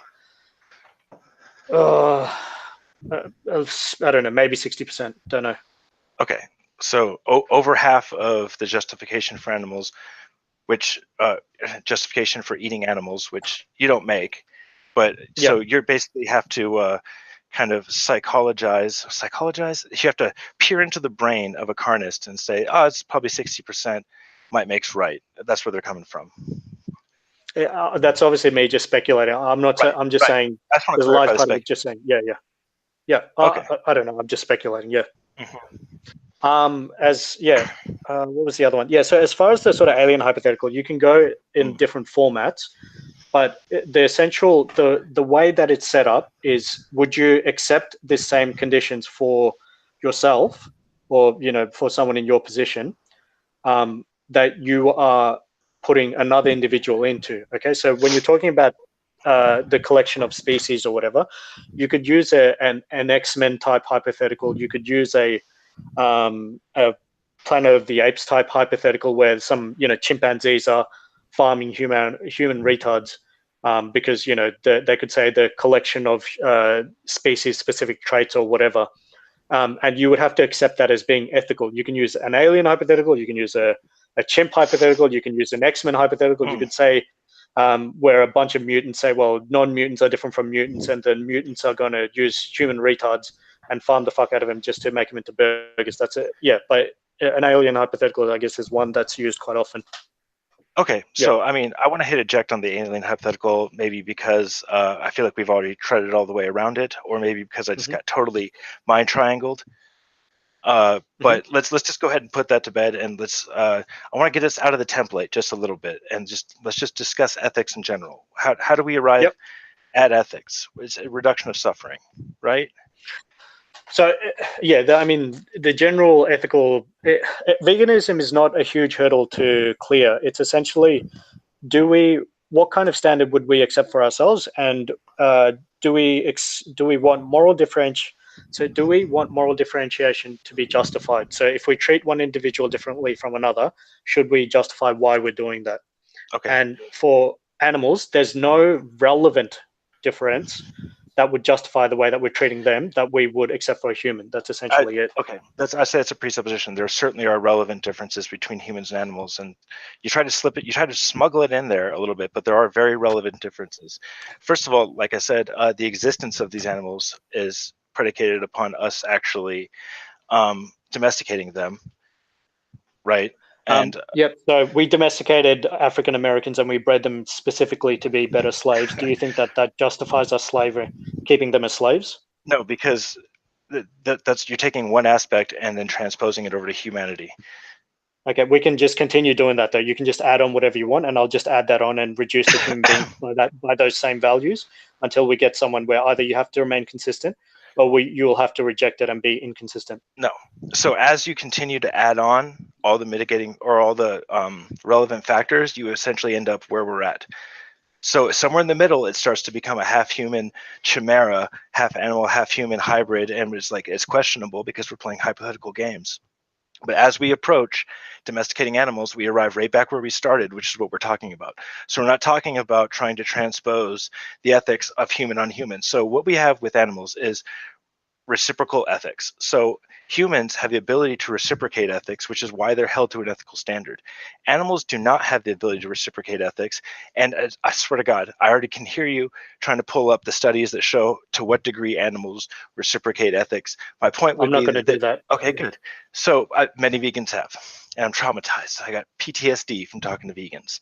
I got so the reciprocal nature of the ethics require that any given application of it would be a two-way road.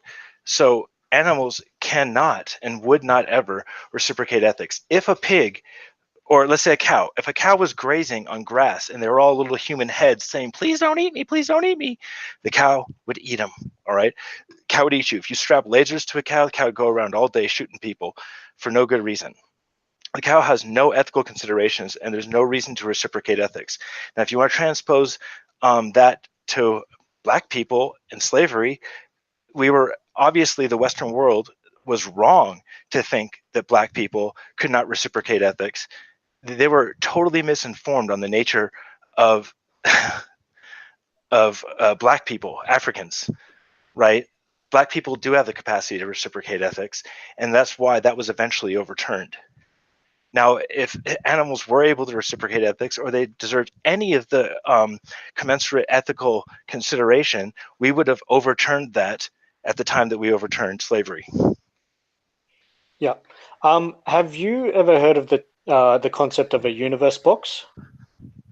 Yes, I heard Isaac. I heard that absurd skinny guy talk about the universe box. And once again, you're trying to slam me into a template, and I'm not going to allow it. I heard that entire conversation, and it gave me almost a fucking stroke. I barely survived listening to that conversation. It is so absurdly hypothetical. All right, that it bears no relation. It bears no relation to a relevant, honest conversation. It is one of the most dishonest things I've ever heard.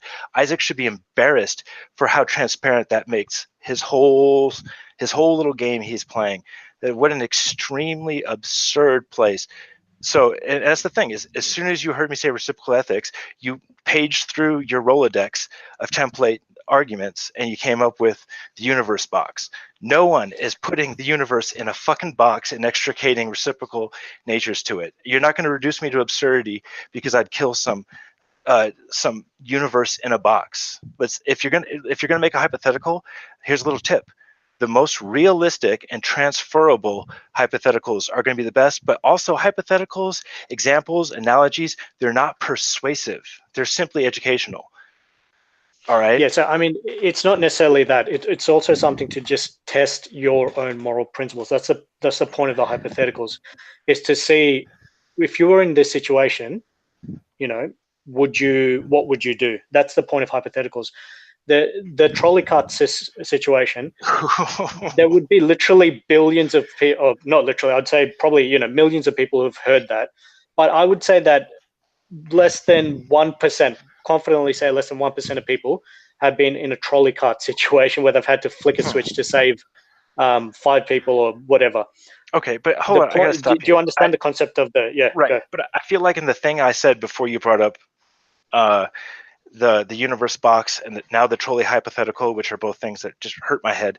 I feel like I made a point and that you sidestepped it. Maybe I'm wrong. Maybe I was just blah, blah, blah, blah, mouth diarrhea. And you said, let's bring this thing on point because Dan is all over the fucking place. I can't make any sense out of it. Was there something, did you just hear the word reciprocal ethics and then just said, boom, I know where I'm going with this next? Because I feel like you didn't address anything I said and we moved over to trying to slam fuck me into your template. No. Like, is there a specific thing that you want me to? If you, okay, maybe I went on too long. You do go on about 3. Yeah, you do go on about. You get about 3 points. So I try and keep to all 3 of them. But I I can't sort of. I'll probably drop one every now and then. But yeah, if there's one specific thing that you want me to go over, then I'll go over that. The main thrust of that little thing that I went on too long about would have been reciprocal ethics. Animals can't reciprocate ethics, and then you say something that's not template oriented to that. Go. Yeah, so I mean, it's essentially, would you, if another individual was suffering, okay, and they had no way of reciprocating anything towards you, would you stop that suffering? Yeah, so would I euthanize somebody who's brain dead? Yeah, probably. Okay, so they can't reciprocate anything for you. You lost me, man. So if there was an individual who couldn't reciprocate rights for you, okay, that they don't pass your hurdle that you've put up, then would you give them consideration? So yeah, if someone's brain dead, they get euthanized. If someone's brain dead, I'm not having a conversation with them, and the ethics involved around them don't tremendously apply. I feel like, once again, am I being slammed into a reduced to absurdity or inconsistency sort of paradigm that, like, that can't be the only way that you deal with conversations? So yeah, I mean, I can give you. So you can agree. I can give you the answer. Let's get a real acknowledgement. You acknowledge that animals can't reciprocate ethics. So without answering in another absurd hypothetical, just acknowledge that animals cannot reciprocate ethics. You agree with that? I don't think animals are of the level of moral agency that humans are. I think they can reciprocate in terms of certain amounts of in certain behaviors. Okay. I don't think they can reciprocate at the level of humans. I agree with that. So because however, of that, I don't agree that that's a good reason to cause them harm. And I can go into that, but you go ahead. All right. So everyone here agrees that unnecessarily harming animals that are used for meat is not ideal. So that's off the table, right? So we're talking about the actual moral implications of giving them a decent life and then killing them for meat. All right. So killing something is not harm. That's the end of harm. And I just don't want to go into the semantics or the tiny little fraction of suffering that might be incurred by an animal at the time of slaughter.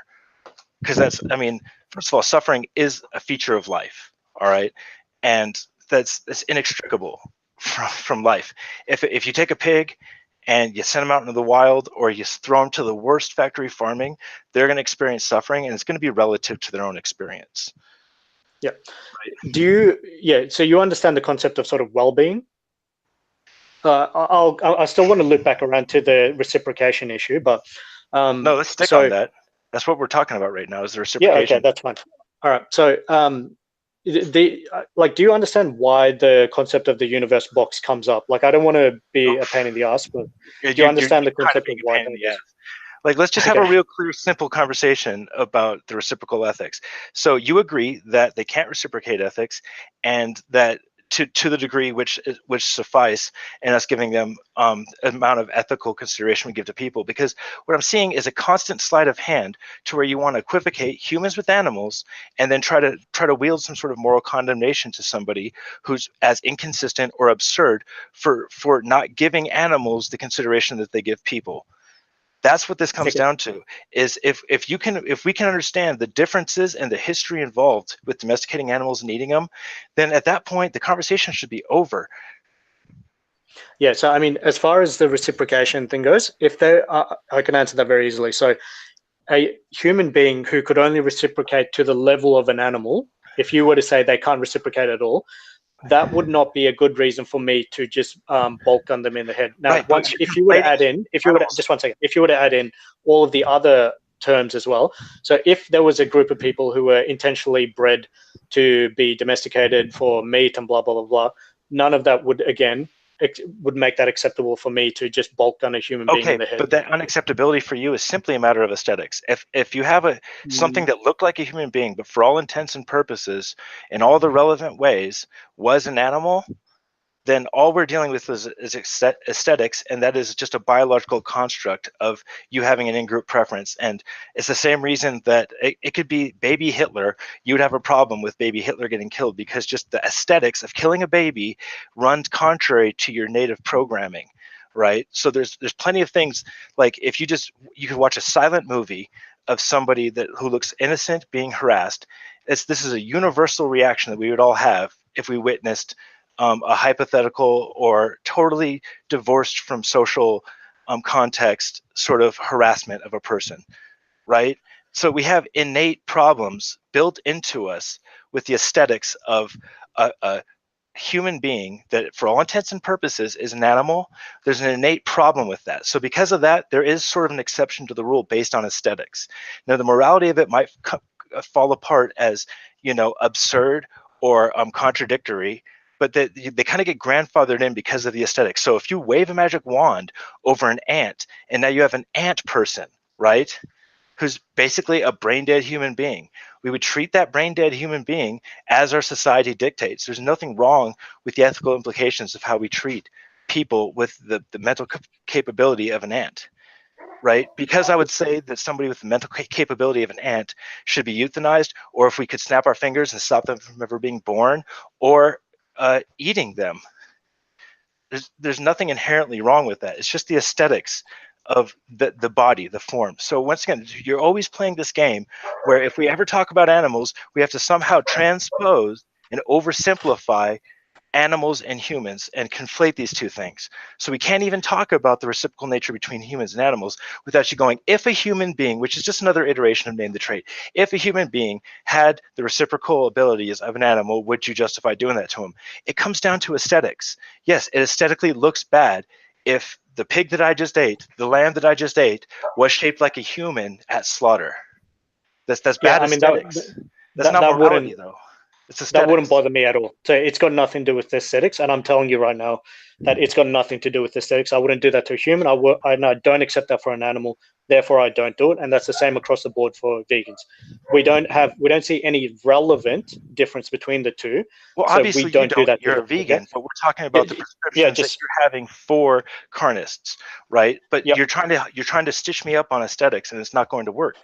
You can't just conflate animals and humans. Yeah, you can't just constantly say that I'm judging based on aesthetics when I'm essentially rolling out my reasoning behind it. And I'm not saying you're judging based on aesthetics. You're attempting to judge me or interpret my position based on aesthetics, because I say animals can't reciprocate ethics. You say, well, if a human couldn't reciprocate ethics, and right there we have a real problem, right? Okay, so we got. Can I just run you through some hypotheticals just so you can understand what I mean by relevant and irrelevant all right, traits? But I mean, do I get $100 from you if any of these hypotheticals involve conflating humans with animals and kind of just totally glazing over that distinction?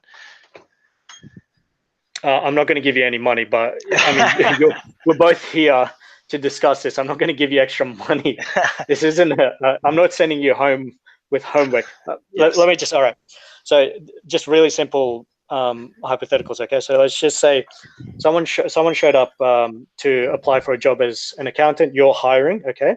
They have all of their degrees. They come with great references, and they look like they'd be a great fit for your company. And they look like from what you're hearing, they would save your company $1 million. Would it matter to you? Would you discriminate against this person because they're in a wheelchair? I actually only hire big-tittied Indian girls as accountants, but let's just take my personal individual situation aside. I think obviously what you're digging for is everybody would not discriminate against somebody in a wheelchair. That's an easy yes.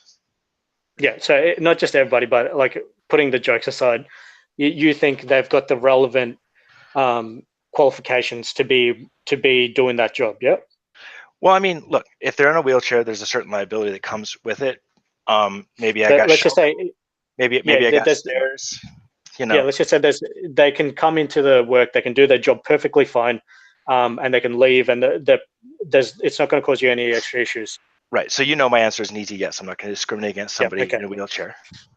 Okay. And say you were hiring instead for a firefighter, and you had two individuals. The person in the wheelchair performed better in the testing in terms of the understanding of policies and aptitude and stuff like that. And then you had someone who performed a little bit worse, but still good enough to pass the requirements, and instead they could walk around and run around, and they weren't stuck to a wheelchair. Which one would you choose? Wait, are you saying hiring a firefighter in a wheelchair is a non-starter? That's not on the table. There's zero wheelchair firefighter. Now, are we talking about a firefighter accountant?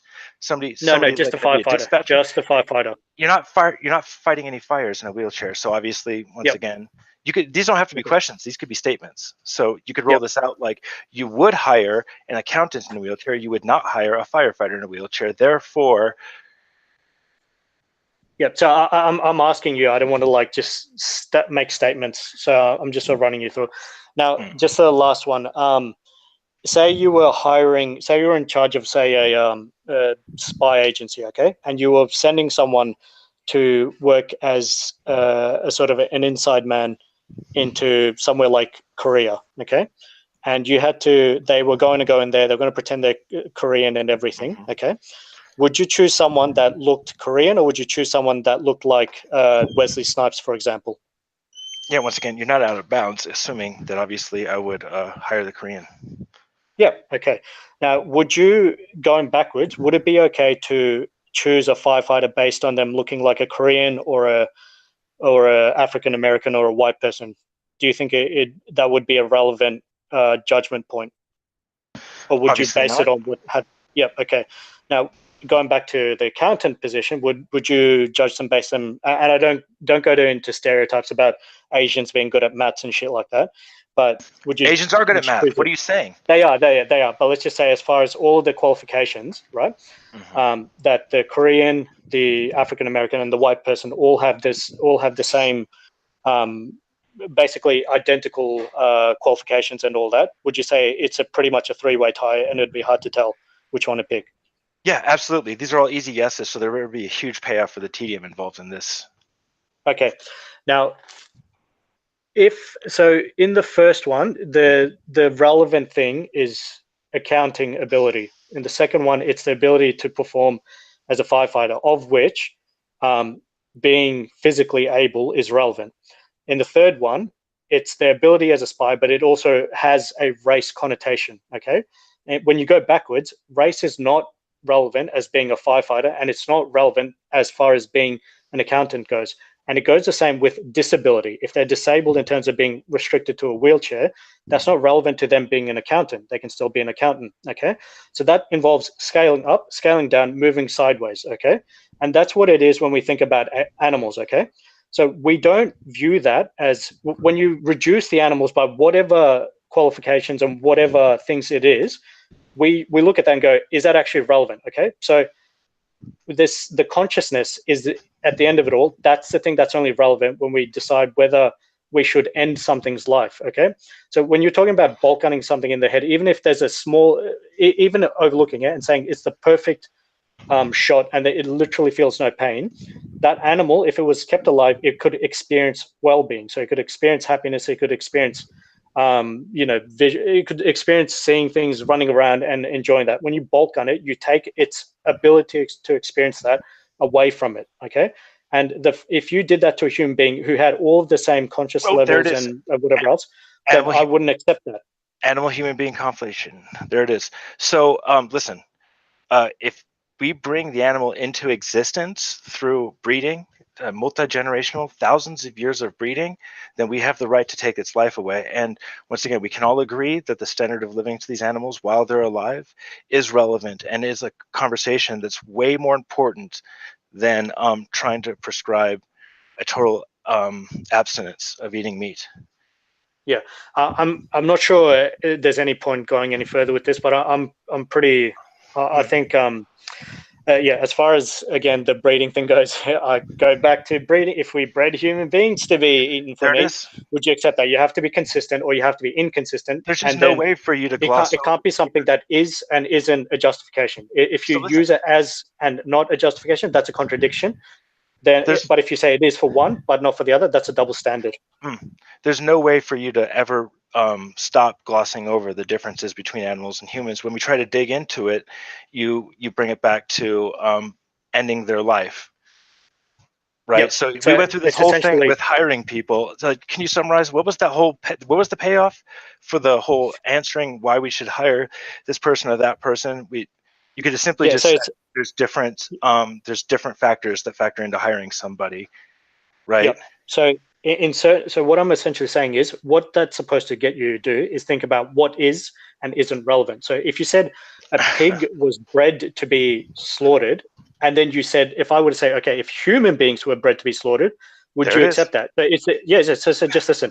So when I said that a black person and a Korean person have exactly the same qualifications, if you were to say, no, I would choose the Korean person, if I said they both have exact, on paper and by everything that you can judge, they're exactly the same. If you chose the Korean person, that is literally racism. That is essentially it, because you're judging them on something that's irrelevant, okay? So that is the issue, is you're judging the animals on something that is completely irrelevant. And then once you are, What's the irrelevant thing? adding, on being bred to a lot of the stuff that you said, which is that is very being bred relevant. to be. The fact that they've been bred for me Yep. is very relevant, and the fact that they have the inability to reciprocate ethics is very relevant, and the fact that Yep. they have a totally diminished, when compared to humans, ability to ruminate and psychological suffering. These are all relevant factors. The quality of life that we give these animals and the lack of suffering involved in their eventual slaughter, these are all relevant points. All right. Yep. Inject all of that into human beings. These all Inject factors. all of those. Okay, but let's Human say the Korean guy was bred to do that job. So now would it be irrelevant for him to have chosen the Korean guy to do that job? But why would it be relevant? Because he was bred for that. He's genetically good. Why, yeah, but if the black person has exactly the same qualifications But and they was want not to be bred. they want to do that job, why would you choose the Korean Because he person? was not bred for it. The one person has the advantage. There is an advantage to that. Holy shit, nobody's breeding people, but once again, you perpetually are going to just gloss right over the differences between human and animals. This is fundamental, and this is the fulcrum of your entire point, is that you want to extend human ethics to animals. You don't have a good way to do that, so what you have to do is play this game where you always smuggle in, would you do that to a human? No, I wouldn't do that to a human, and there's no absurd hypothetical that's ever going to get me there. And basically, all you're doing is preaching to the choir if you want to reduce me to absurdity or highlight any inconsistency that I might have when we're going along these things. Basically, what we have is you don't want to engage with the real conversation here, and you want to you find a way to get into your comfort zone of over I'm at a loss for words. Like I'm trying to think of new and inventive ways to say this. You are conflating and totally missing the differences between humans and animals. Like if we can wrap it up, can we let's dig in on that? Can we agree that there's differences between humans and animals? There's differences between humans and animals, but there's no relevant difference which would justify the difference in treatment. Okay, there certainly are relevant differences. I named them, and now I want you to justify to which me. reduced you to absurdities. I want you. It's almost like reflexive at this point.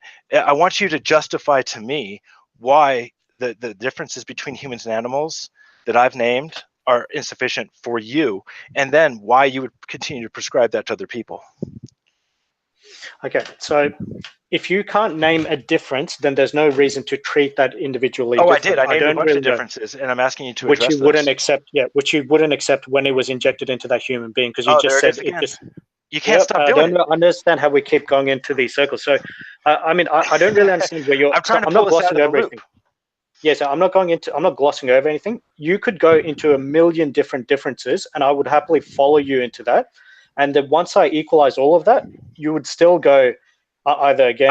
I'm asking you to equalize the few that I've put forward, and you're avoiding that right now. That's what's happening. So I'll put forward them again. We can go one at a time. I can list them all. You can write them down. But right now, what I'm seeing is you're avoiding the differences between human and animals that I think are relevant. So go ahead. So there's bread for it. What else is there? Bread for it. The sort of conscious level. And what else was the last one? There's their ability to we can call it conscious level, but their ability to have psychological suffering. There's also reciprocal ethics, which animals can't do, and then there's also the fact that we do actually give them a standard of life or a standard of living, and we have at least ideals for that, and we're on the way. And all meat eaters can agree. There's almost no meat eaters that are just okay with bad living conditions. So the way we justify eating animals is we give them a good standard of living. We give them a painless death. They've been bred and domesticated for this. They cannot reciprocate ethics, and they cannot experience psychological suffering like we do and understand the plight of their captivity. They don't have a better life out there for them, waiting for them that they can ruminate on, right? Now, this is just to name a few, but what I've heard is I haven't heard you deal with any of these as much as then try to gloss over them and try to equivocate humans to animals. So I've got 5 of them in front of me. So I've got they're bred for it, the consciousness level, the reciprocation, ability to reciprocate rights. Just 1 second. Alf, if you can think of another one. Welfare, which also goes to painless death, and they can't get a better life if they were in a different system. Yep. Is there anything else? I'm sure let's deal with those for now. And if for some reason you nullify all those, which I don't think is going to happen in the time frame we got left, but let's just I would like to hear the nullification of just one or two of those. I can probably go into one paragraph about it at most. So if we bred human beings, okay, of There the it is. conscious level of animals, just wait, okay, and they were unable to reciprocate rights, okay, and we had a high standard of welfare for them, including a painless death, and there was no option for a better life, do you think it would be okay to kill human beings for burgers? These human beings specifically.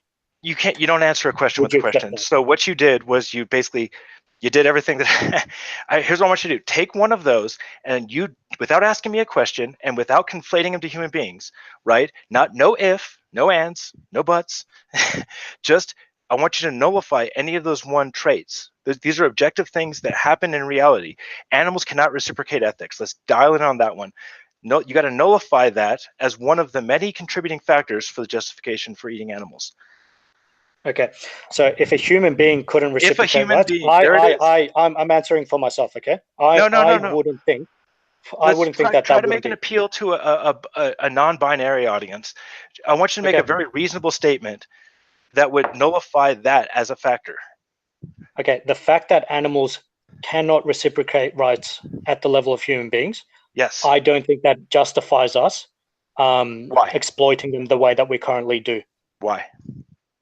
Because because they can experience well-being, and that is not a good reason to cause them a negative experience of their well-being. Why is that not a good reason to cause them a negative experience? I mean, we're just going to go into my base axioms, which is one of my base axioms is a concern for well-being of conscious creatures. Okay, so one of the other points on the list is that we do try to mitigate the suffering that they experience. So I wouldn't think that, again, I don't think that is an acceptable reason to cause them a negative experience. Why? Not experience, but a negative thing to their well-being. Why? Which again, it goes back to well-being of conscious creatures there. Okay, so basically, you're just pleading the fifth on all these. Like, I'm looking. That's not a pleading the fifth. That's a base axiom. You understand what an axiom is, so there's no point me hammering that down any further. Yeah, but you understand that you're not really giving me. If you were to persuade me why I'd want to throw out, let's say once again, reciprocal ethics, you've said nothing that makes me want to take that off the list for my justification. So it's going to sit there on my list until you give me something I can dig my teeth into and something I can understand why that's not going to be on the list. I think what the situation is these are all things that are on the list. They're realities, and they actually are good justifications for eating animals. And because your presupposition is that you don't want to eat animals, you want to have some sort of sort of weaselly, sort of slippery way around it. Like look, and I'm not trying to be mean to you or anything. I kind of want a straight answer, and I think we're nearing the end, so I want to wrap this up on something. I want a straight answer on why you wrote these 5 things down, and then what you basically give me is kind of vacuous, sort of nothing I can sink my teeth into. I want to be persuaded here, as you know, as unrealistic as that actually sounds. I want to hear something of value for why you're knocking these justifications down, because I've laid them out for you. Okay, so if I were to convince you, then it's based on what you believe, okay? If you have a concern for conscious creatures, then all of these things would be unacceptable. Again, and if we build up on that, just one second. If we build up on that, if you believe that moral differentiation requires justification, then you have to differentiate between the two. If you can't, then you should treat them the same within the relevant context. If not, then, okay, I mean, do you understand the issue with the moral differentiation requiring justification? Do you understand what I mean when I say that? Sounds a little esoteric to me. I'm looking for I can explain that further. I'm looking for a clear refutation of these justifications. Like, they're pretty easily laid out. Yeah, I can't be clear if I can't explain this to you. If I have to explain, if you won't let me explain it to you, there's no way for me to be clear about it. No, I'm imploring you to be clear in your explanation. The thing you just said, it just reeks of excessively esoteric maze of linguistics that's not necessary. Yeah, I can explain it without using that same language. So if I said it's okay to bomb city A, and not okay to bomb city B, okay, would you want a reason for that, or would you just go random bombing is completely fine? Yeah, well, that's exactly where we're stalemated at here. I'm looking for reasoning for Okay, I don't think you rejection. understand. Yeah. So, I mean, this is it's a very, very basic thing when you're talking about moral principles. So either you accept that if you treat two things differently, you need to, in a moral sense, you need to give a reason, or you don't need to give a I gave you reason. 5 reasons. You wrote them down, and now you're running away from them at full speed. Take one of those reasons and give me a very clear reason why that should be off the list, because those are my reasonings for eating animals. And what you're doing is everything except for negating those reasons. I'm open to being negated on these, but that's not what you're doing. Watch right now. Floor is yours. You're going to dodge it one more time. I'm not going to dodge it, but I can't build upon this if you don't have a basic system to build for me to build upon. Okay, so I do have a basic system. We both understand the basics of ethics, the basics of language. What I'm saying is, if you can't deliver to me a very simple explanation for why reciprocal ethics is not going to be on my list for justifications, then I deeply suspect that you don't have a way of negating it and taking it off my list. Dan, if you're going to ignore all of the questions I put in front of you and you say I don't have anything, that's okay. Just listen for 1 second, okay? It's okay to stab Steve in the face, but it's not okay to stab Jane in the face. Do I need to give you a reason for that, or is it okay? Just okay. It's okay to stab Steve in the face, but not Jane in the face. You don't know the reason. You just say it's okay. Yeah. You accept just me randomly stabbing people in the face without reason. No, Jesus Christ, dude. You asked if you need to have a reasoning for that, and I said yes. Okay, you need reasoning for that. Okay, so you need reasoning for that. Okay, so you want a system that's based on moral consistency, and you want reasoning for treating one individual differently from the other. Okay, and you want, so that's essentially all it is. I'm not sure where the difficulty is, but you have to be consistent. You treat one differently from the other. Pigs are different from animals. Okay, pigs are different from humans. Okay. If you treat them differently from humans in a certain way, okay, then you need to have a justification, and you need to be consistent with that justification. We don't think that pigs should have the right to vote, because I've never seen a pig that can conceptualize voting, okay? If there's a human being that can't conceptualize voting, I don't think we should give the vote to them. I don't think it's okay to kill animals because we bred them for it, and because they have a lower consciousness level, and because they can't reciprocate rights at the level of human beings, and because they have a level of welfare, and because they can't find a better life. All of those none of those would be okay for me to do that for a pig or a human, okay? And based on what you said, it should not be okay for you either. No. I just don't understand where you're not understanding this. Okay, so you wrote down 5 things that I used to justify it. What I'm perpetually asking you to do is to knock down any of those 5 things, negate any of those 5 things, recognize them, and then maybe put them into a context. That's exactly what you're not doing. Alf, I just need a little backup. Am I totally off the reservation here, expecting something that's not going to happen? So fucking hard here. I got this thing here. Say it again, Alf. I didn't hear you. I'm saying I'm laughing so hard at this thing. No, but did we totally lose the plot of me putting out those 5 things and him saying I can knock down 1,000 of these things, and then basically running away from knocking down any of them at full speed? Yeah, and then explaining the whole reason thing, that's just so useless. It's the best. It's a basic, like, it's the most basic thing about. So if you don't have if you have moral consistency and then reciprocating rights, then we go from there. No reason. That was the most retarded thing, unnecessary. You guys spent like 10 minutes on discussing something that was useless, like 100% useless. Cog, I just want to understand. All right, you said, why would you eat animals and not eat humans? I gave you 5 reasons, and then you said you would knock down those 5 reasons, and then you proceeded to not do that, no matter how fervently I try to push you back on topic. You wrote down those 5 things. You said if there was 100 of them, you could get all 100 of them. And I'm not seeing you, once again, like, look at that list, pick one at random, and talk about that thing in a way that I can understand, because what you did does not sound anything. I mean, do you really think that what you did was respond to those adequately, and then I'm just being a dick? No. I just don't understand why this is so hard for you to understand it. You said it's okay to eat animals or eat pigs because they're bred for it.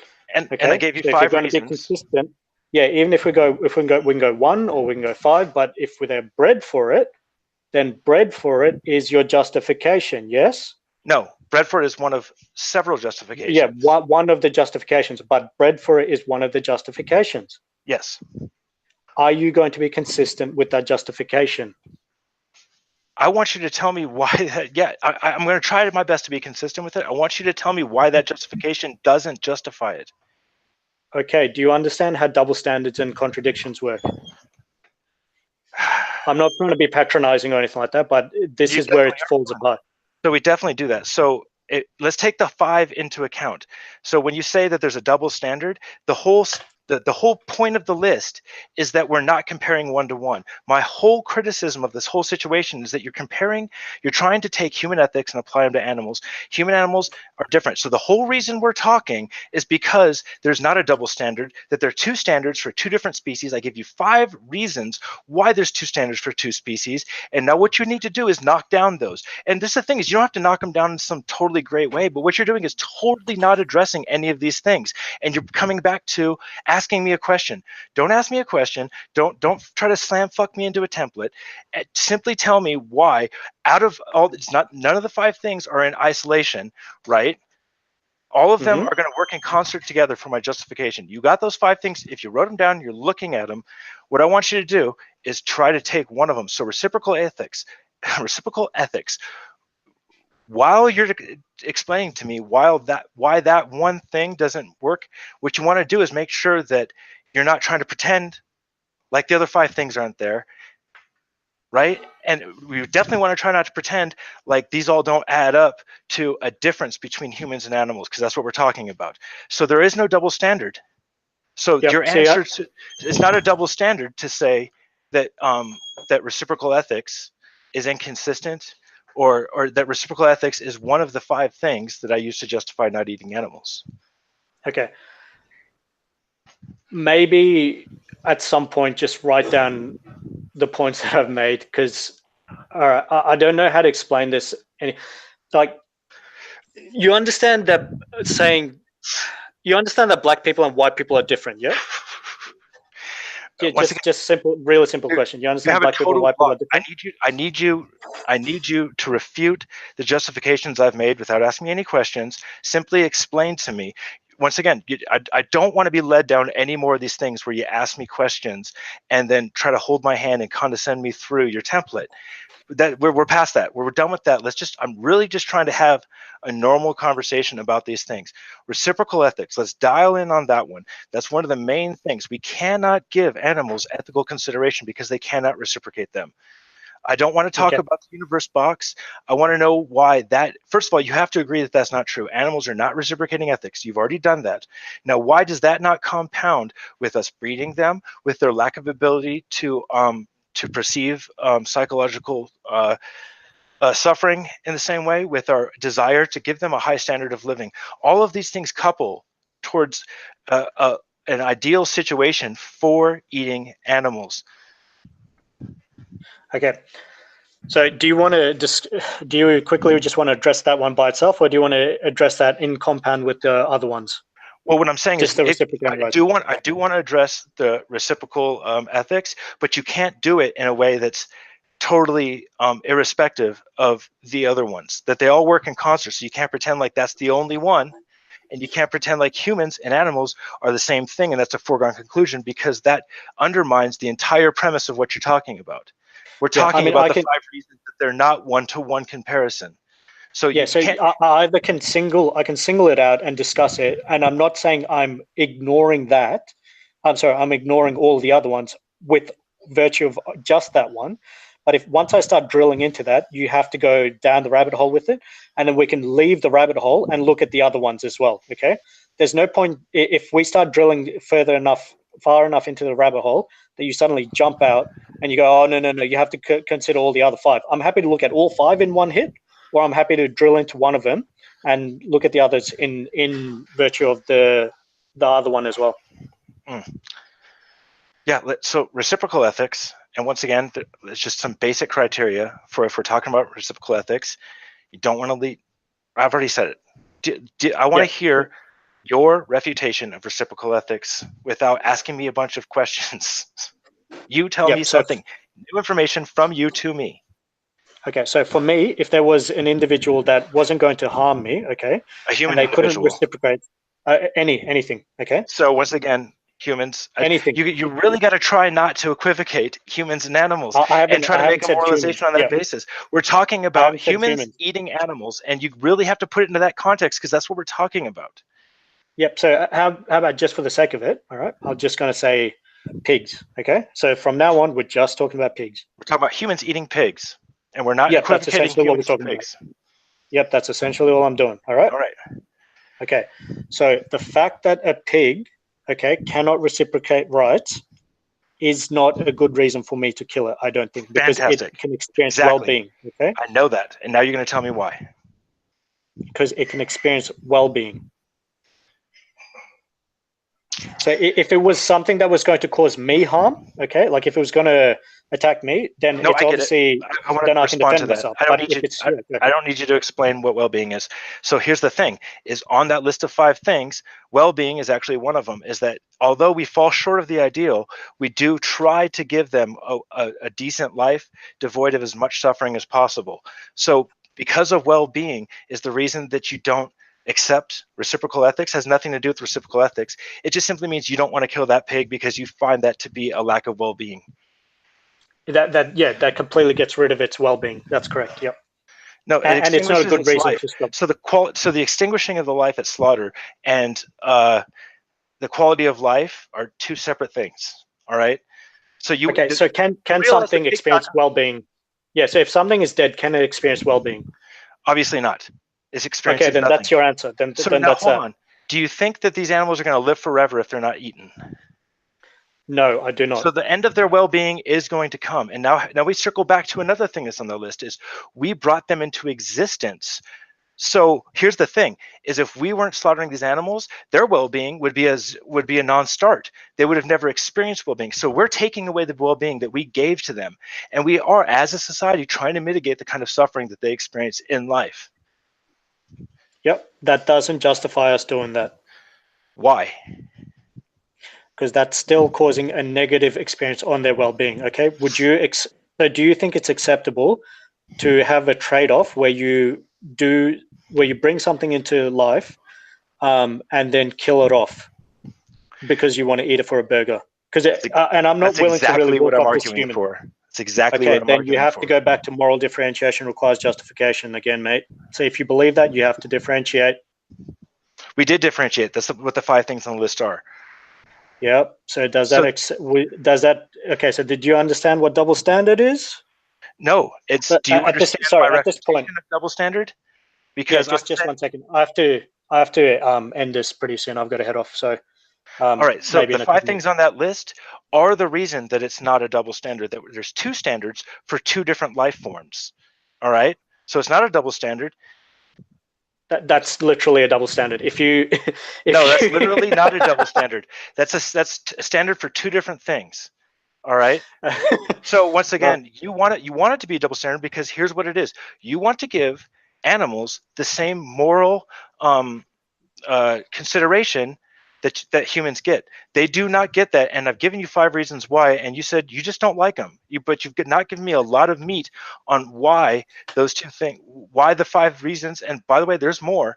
But basically, here's what it is. You're stuck there. You want this to be the case, and there's nothing that's going to convince you. Okay, I'm not stuck there. By the literal definition of a double standard, I would recommend going to Stanford. Go into the Stanford page, look up double standards. That is literally the definition. This is a perfect example of a double standard. You're treating 2 things differently with the same justifications, with essentially no other reasons outside that. You're saying yes, these 2 things have the same justifications, and you're treating them differently. That is literally a double standard. I gave you 5 reasons. There's not no reason. So I'm saying there's. Listen, so you've got those 5 reasons, but you're treating them differently, even though they have those 5 reasons applied to both of them. Is it a double standard if I treat electrical charges and water pressure differently when I'm talking about circuits and systems of distributing these two things? It's not a double standard because there's differences between an electrical distribution system and a hydro distribution system. So you have two standards for two things that have reasonable and practical differences. Now, the reasonable and practical differences between a pig and human being, I've given them to you and you ran away from it full speed. I had to basically turn your head without breaking your neck and point you back towards that paper in front of you, and I still don't feel like I've gotten anything even remotely close to a refutation of those points, but you keep saying double standard. Okay, if we go use your analogy of was it energy supply? You said there's yep. So dude, let's just listen. Just listen. This is a good point. Okay. If, say, for example, there was two energy systems that were different. So let's just say there was solar panels and hydroelectric, all right?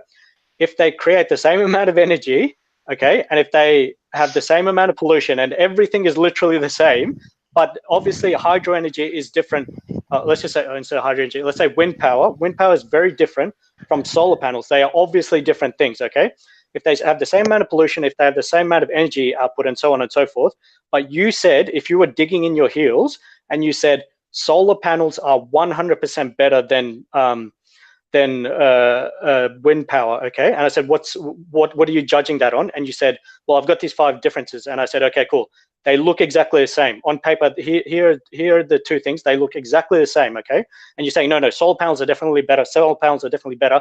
That is literally a double standard. Okay. I don't know how to explain that any further. I get your, so let me try to condense this for you. If you're saying the common denominator between the pig and the human is life and the extinguishing life, then first of all, you're supporting my supposition that you're equivocating these two things at total disregard for the differences between. But second of all, then what we have to do is we have to include plants.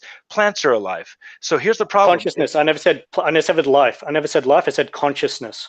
We have different levels of consciousness. So my list of 5 things is all in regard to the consciousness and the experience of these animals, and that there is a difference.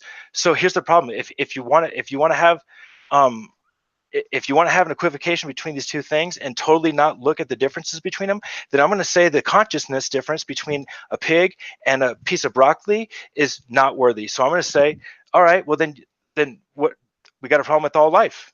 We just can't kill life. And here's the thing, is the difference between what a broccoli experiences and what a pig experiences is fundamentally the same thing to me. I can't understand what a pig experiences. I can't understand what a broccoli experiences. They're both understood to have an experience and have self-preservation tactics that they employ.